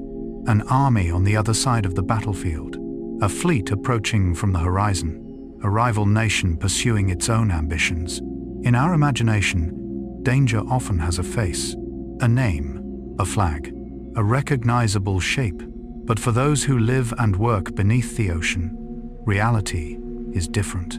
There, the most terrifying enemy often belongs to no nation at all. It has no consciousness, no emotions, no hatred, only the cold and unforgiving laws of nature. And that is precisely why the ocean remains one of the most unpredictable adversaries humanity has ever faced. Carl Gustav Jung once wrote, "Nature is not only all that is visible to the eye, it also includes the inner pictures of the soul." Perhaps no statement captures the deep sea more perfectly. For the ocean has always possessed two faces. One face is peaceful, sunlight dancing across gentle waves, quiet coastlines, moments that remind us how beautiful and small we are in the presence of nature. Yet beneath that shimmering surface lies an entirely different world, a world where pressure can crush steel, where darkness stretches endlessly, where a single mistake can become a catastrophe in seconds. Submariners understand this better than anyone. They do not merely live with technology, they live with risk. Every day, every hour, every minute. One of the greatest dangers is underwater collision. It sounds simple, but beneath the ocean, collisions are nothing like they are on land. There are no lanes, no traffic lights, no clear visibility. Two massive objects can move through the same darkness without ever seeing one another. Throughout the Cold War, there were numerous occasions when submarines from rival powers passed dangerously close, sometimes only a few meters apart. Sometimes collisions actually occurred. These incidents served as reminders that no matter how advanced technology becomes, the ocean remains a realm of uncertainty. Yet if collision is a danger from the outside, fire is a danger from within. It is a strange paradox. Surrounded by thousands of tons of water, One of the things submariners fear most is fire. A single electrical spark, an overheated component, a minor malfunction. Any of these can trigger disaster. On land, when a fire breaks out, people can run outside, open a door, escape the danger zone. But aboard a submarine, there is nowhere to run. No open spaces, no easy exits, only narrow passageways, sealed compartments, and people whose survival depends entirely upon one another. That reality turns every sailor into part of the safety system. No one can afford to think that is someone else's responsibility. Jung believed that a community becomes truly strong when every individual accepts responsibility, not because they are forced to, but because they understand that their fate is connected to the fate of the group. A submarine is a perfect example of that principle. One careless person can endanger everyone. One vigilant person can save everyone. And then there is water. It sounds strange to call water a threat aboard a vessel designed to operate underwater, yet it is true. A submarine survives by keeping the ocean outside. A single crack, a damaged pipe, a malfunctioning valve, and seawater can rush in with terrifying force. At great depths, water pressure is no longer gentle. It becomes an invisible wall weighing millions of tons. And once it finds a way inside, human reaction time is often measured in seconds. Those who serve aboard submarines understand that they live beside a patient adversary. The ocean is never in a hurry. It does not become angry. It does not hate. It simply waits, waiting for a mistake, a moment of carelessness, a lapse in attention. And perhaps that is what makes it more frightening than any human enemy. Because you cannot negotiate with the ocean, you cannot persuade it, you cannot convince it to change its laws. You can only respect it, learn to live with it, and prepare for the worst. That is why life aboard a submarine is not centered solely around technology. It revolves around training, repeated endlessly, day after day, year after year. Fire drills, flooding drills, equipment casualty drills, emergency response exercises, so frequently that many sailors can perform them almost by instinct. To outsiders, it may seem repetitive, even boring. But to those who live beneath the sea, it represents the difference between life and death. And from here we begin to touch upon a deeper lesson. A lesson not only for submarines, but for all of us. For the greatest dangers in life rarely arrive as enormous disasters. More often, they appear as small details that are ignored. A bad habit, a careless decision, a seemingly insignificant mistake, much like seawater finding its way through a tiny crack, slowly creating consequences far greater than anyone expected. But how do submariners learn to live alongside these dangers without being consumed by fear? How do they remain calm in an environment where mistakes can cost lives? History often poses an interesting question. What allows human beings to continue working in places where danger is always present? What allows a sailor to step aboard a steel vessel, descend hundreds of meters beneath the ocean, and know that a single error could have irreversible consequences? The answer is not courage alone, nor recklessness. It is something deeper: discipline. Carl Gustav Jung once wrote, "You are what you do, not what you say you'll do." In the submarine world, those words become a rule of survival. No one is judged by promises. No one is judged by good intentions. People are judged by actions, by checking a valve one more time, by verifying a procedure one more time, by following seemingly boring rules thousands of times in succession, because those repeated actions create safety. One of the things that surprises many people when they learn about the U.S. submarine fleet is the immense amount of training every sailor undergoes. They rehearse emergencies until their responses become instinctive. A fire in the engine room, flooding, loss of power, a reactor casualty, a damaged control system. Every scenario is simulated, repeated, then repeated again, not because they expect it to happen, but because they know that if it does happen, there will be no time left to learn. Life works much the same way. Many people believe strength appears during a crisis, but Jung saw things differently. He believed that what emerges during a crisis was built long before the crisis arrived. Character is not created in moments of trial. Character is revealed in moments of trial. Submarines provide a perfect illustration of that truth. A sailor who remains calm during an emergency is not calm because he feels no fear. He remains calm because he has prepared so thoroughly for that moment. The fear is still there, but discipline is stronger than fear. That is a very special kind of victory. Not victory over an enemy, but victory over oneself. Jung once wrote, "The most terrifying thing is to accept oneself completely." Acceptance here does not mean surrender. It means understanding one's limitations, recognizing that human beings can make mistakes, can lose focus, can become complacent. And because of that understanding, they build systems of verification, systems of inspection, strict standards, not because they distrust people, but because they understand people, because they understand that anyone can make a mistake. One of the greatest lessons in submarine history is this: accidents rarely begin with a single major error. They usually begin with many small ones, a detail overlooked, a warning ignored, a shortcut taken, a decision that seemed harmless. Like tiny drops of water falling upon stone, each drop appears insignificant. Yet over time, they reshape the rock itself. Life is much the same. Small choices repeated every day often shape the future more than rare dramatic decisions. A good habit maintained, a principle upheld, a responsibility fulfilled. These things do not create dramatic moments, but they create foundations. And foundations matter more than appearances. For submariners, that lesson is present every day. They live in an environment where there is no room for complacency, because the ocean does not care who you are. It does not care how much experience you have. It does not care how many times you have succeeded before. If you make a mistake, the ocean responds according to its laws. Perhaps that is what makes the deep sea such a remarkable teacher. It teaches humility. It teaches limits.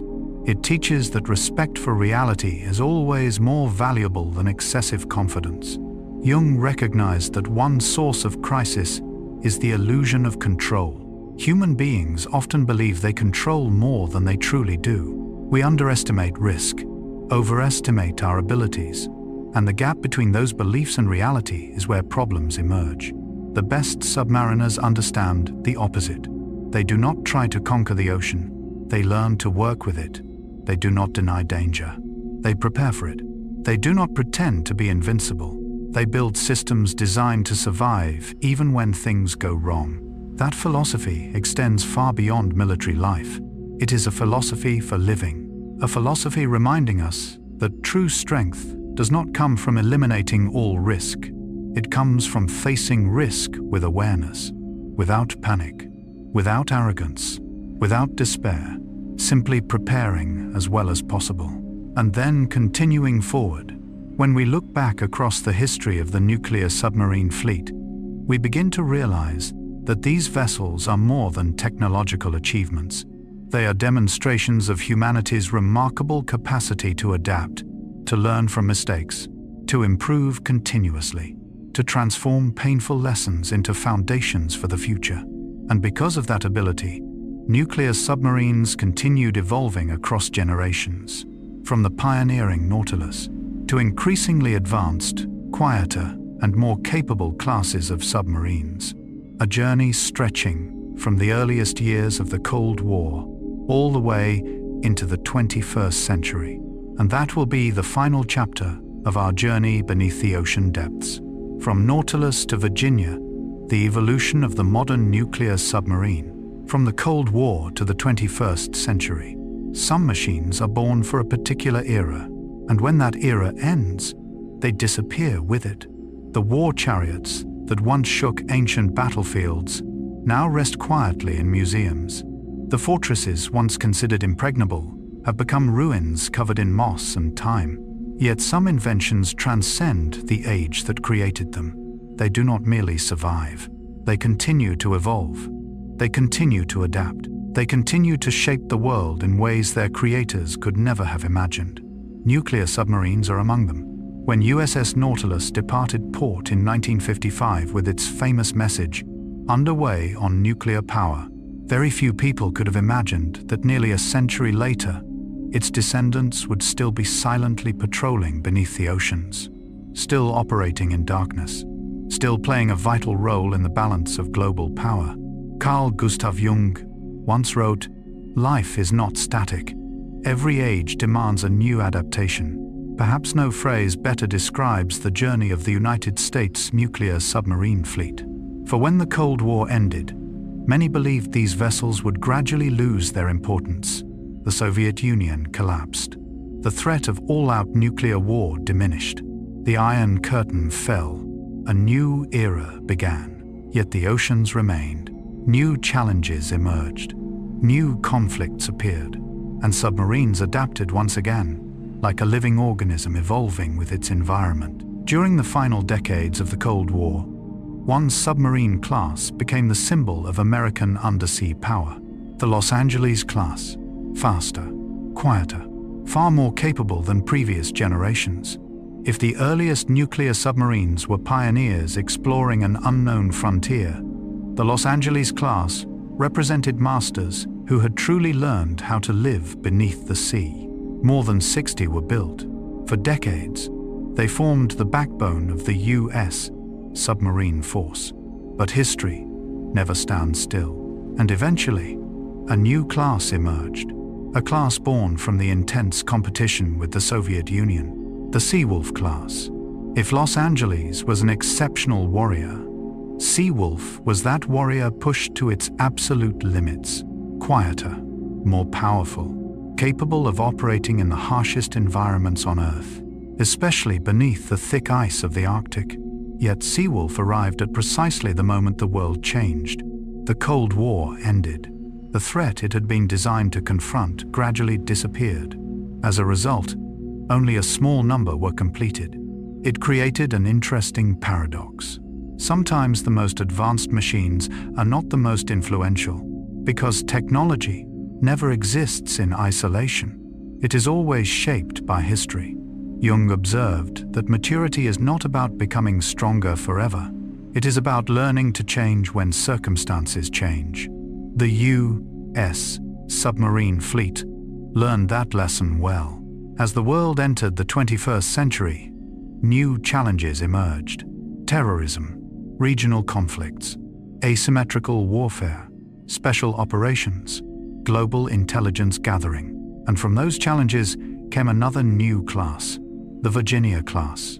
If Seawolf had been designed to confront a superpower, Virginia was designed for a far more complex world. A world where information could be as valuable as firepower, where gathering intelligence might matter as much as launching missiles, where covert operations could influence history more than public battles.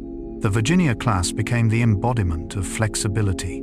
It could hunt submarines, launch Tomahawk missiles, support special operations forces, conduct intelligence missions lasting for months.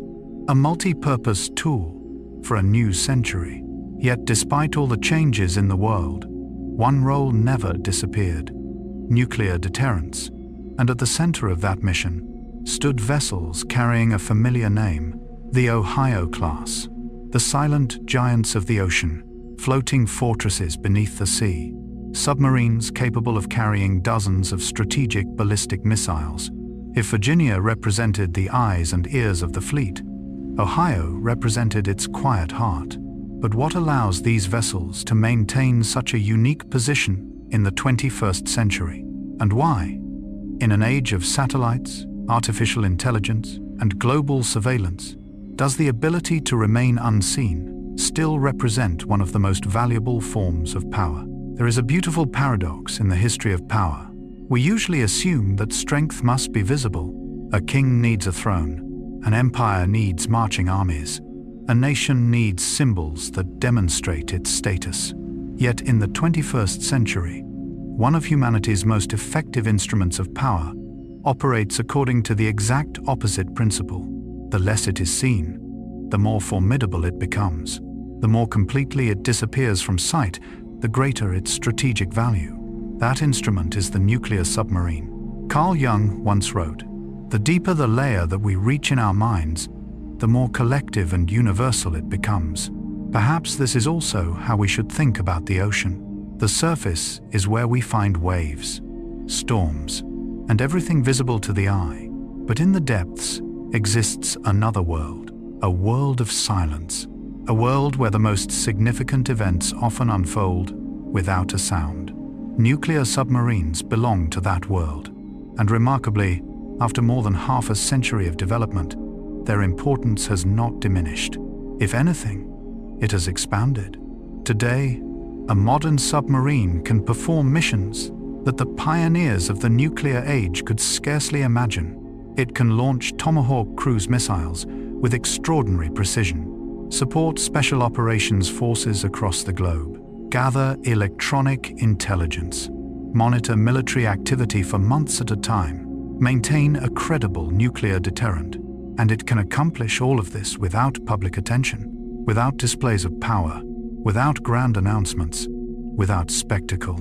Jung frequently spoke about what he called inner strength, a form of strength that does not need to prove itself, does not seek external validation, does not constantly demand recognition. It simply exists, quietly, steadily, reliably. And because of that, it becomes trustworthy. In many ways, nuclear submarines represent the military embodiment of that philosophy. Their greatest power lies not in what they do, but in what others know they are capable of doing.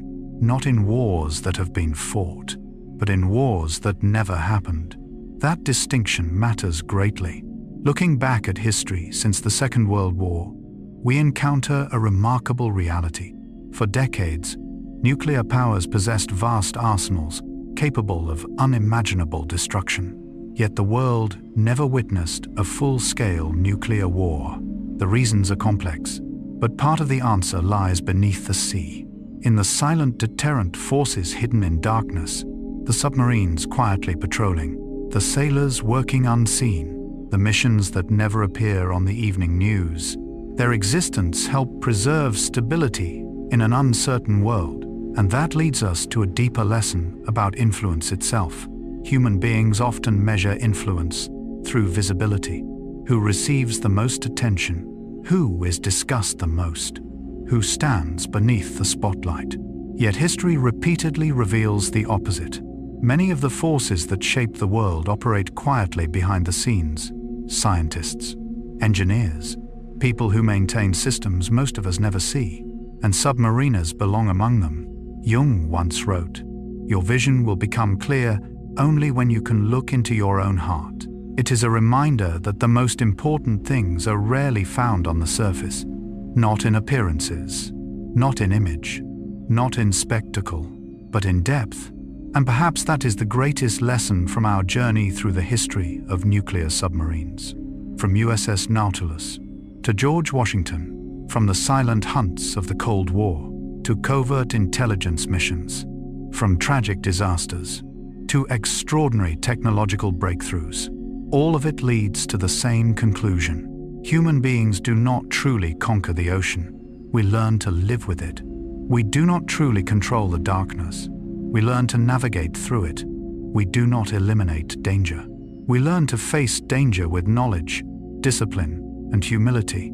And perhaps that is exactly what Carl Jung hoped to teach through his exploration of the human psyche.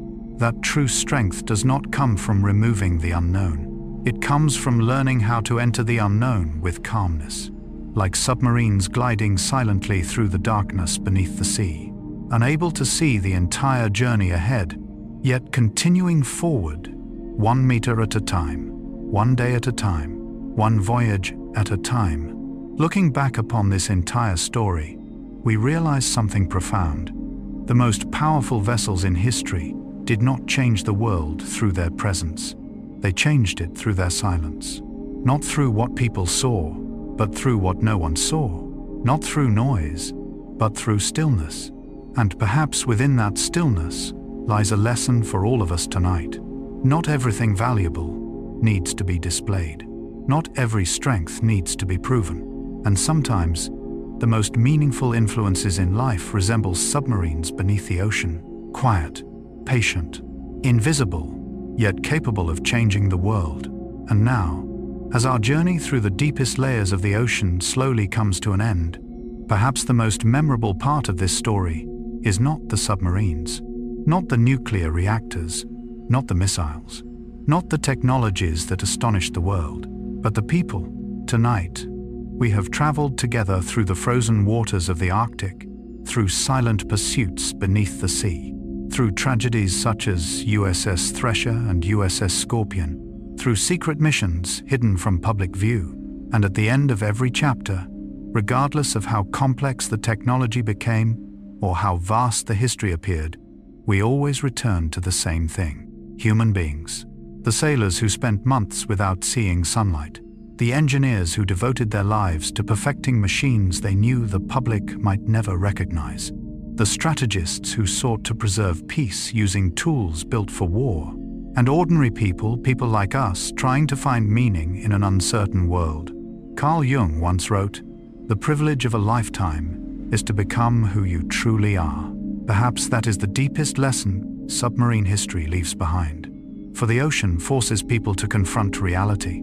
Hundreds of meters beneath the surface, there is no room for pretense, no room for inflated ego, no room for illusions of total control. Only what remains at the core: courage, discipline, patience, and the ability to remain calm amid uncertainty. Perhaps that was the journey Jung spent his life exploring. Not a journey across continents, not a search for undiscovered lands, but a journey into the deepest layers of the human soul. And strangely enough, that journey resembles a submarine voyage more than we might think. For the deeper we descend into the ocean, the less light remains. And the deeper we travel into ourselves, the more familiar landmarks disappear. Yet it is often in those darkest places that we discover the most important truths. Nuclear submarines were built to operate in darkness. But what makes them remarkable is not their ability to fight. It is their ability to endure, to adapt, to keep moving forward even when the entire path cannot be seen. And perhaps that is exactly what life asks of each of us. None of us truly knows what tomorrow will bring. None of us possesses a complete map of the future. None of us can see the entire journey ahead.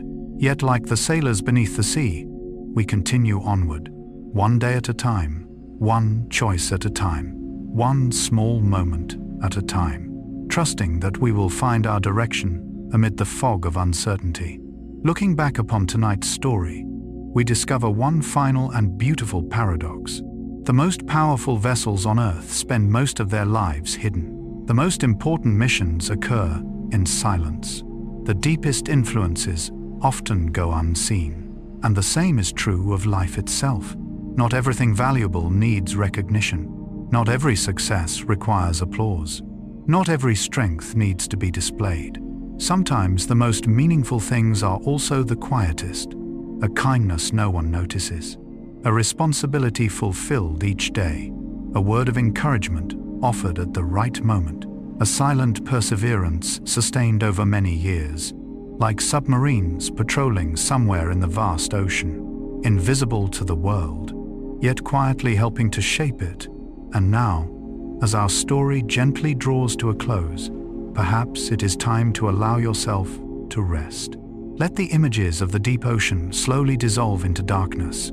Let the echoes of history fade into the distance like waves beyond the horizon. Let your mind drift peacefully across calm waters after a long voyage. If today has been difficult, may tonight bring you peace.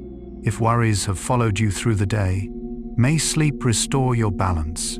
And if you are still searching for yourself, may you always find the patience to continue exploring the beautiful depths within your own soul. Thank you for joining us on this journey through history and psychology tonight. If you enjoy thoughtful historical stories told through the lens of Carl Jung, and if you would like to continue exploring the mysteries of humanity, civilization, and the unconscious mind, please consider subscribing to the channel, turning on notifications, and leaving a comment telling us where in the world you are listening from. Your support helps make more journeys possible, more stories, more discoveries, and more peaceful nights for all of us. For now, close your eyes, take a slow, gentle breath, relax your shoulders, and let the waves of the ocean carry you farther away from the worries of today. And like the silent submarines drifting through the darkness of the deep sea, allow your mind to gently drift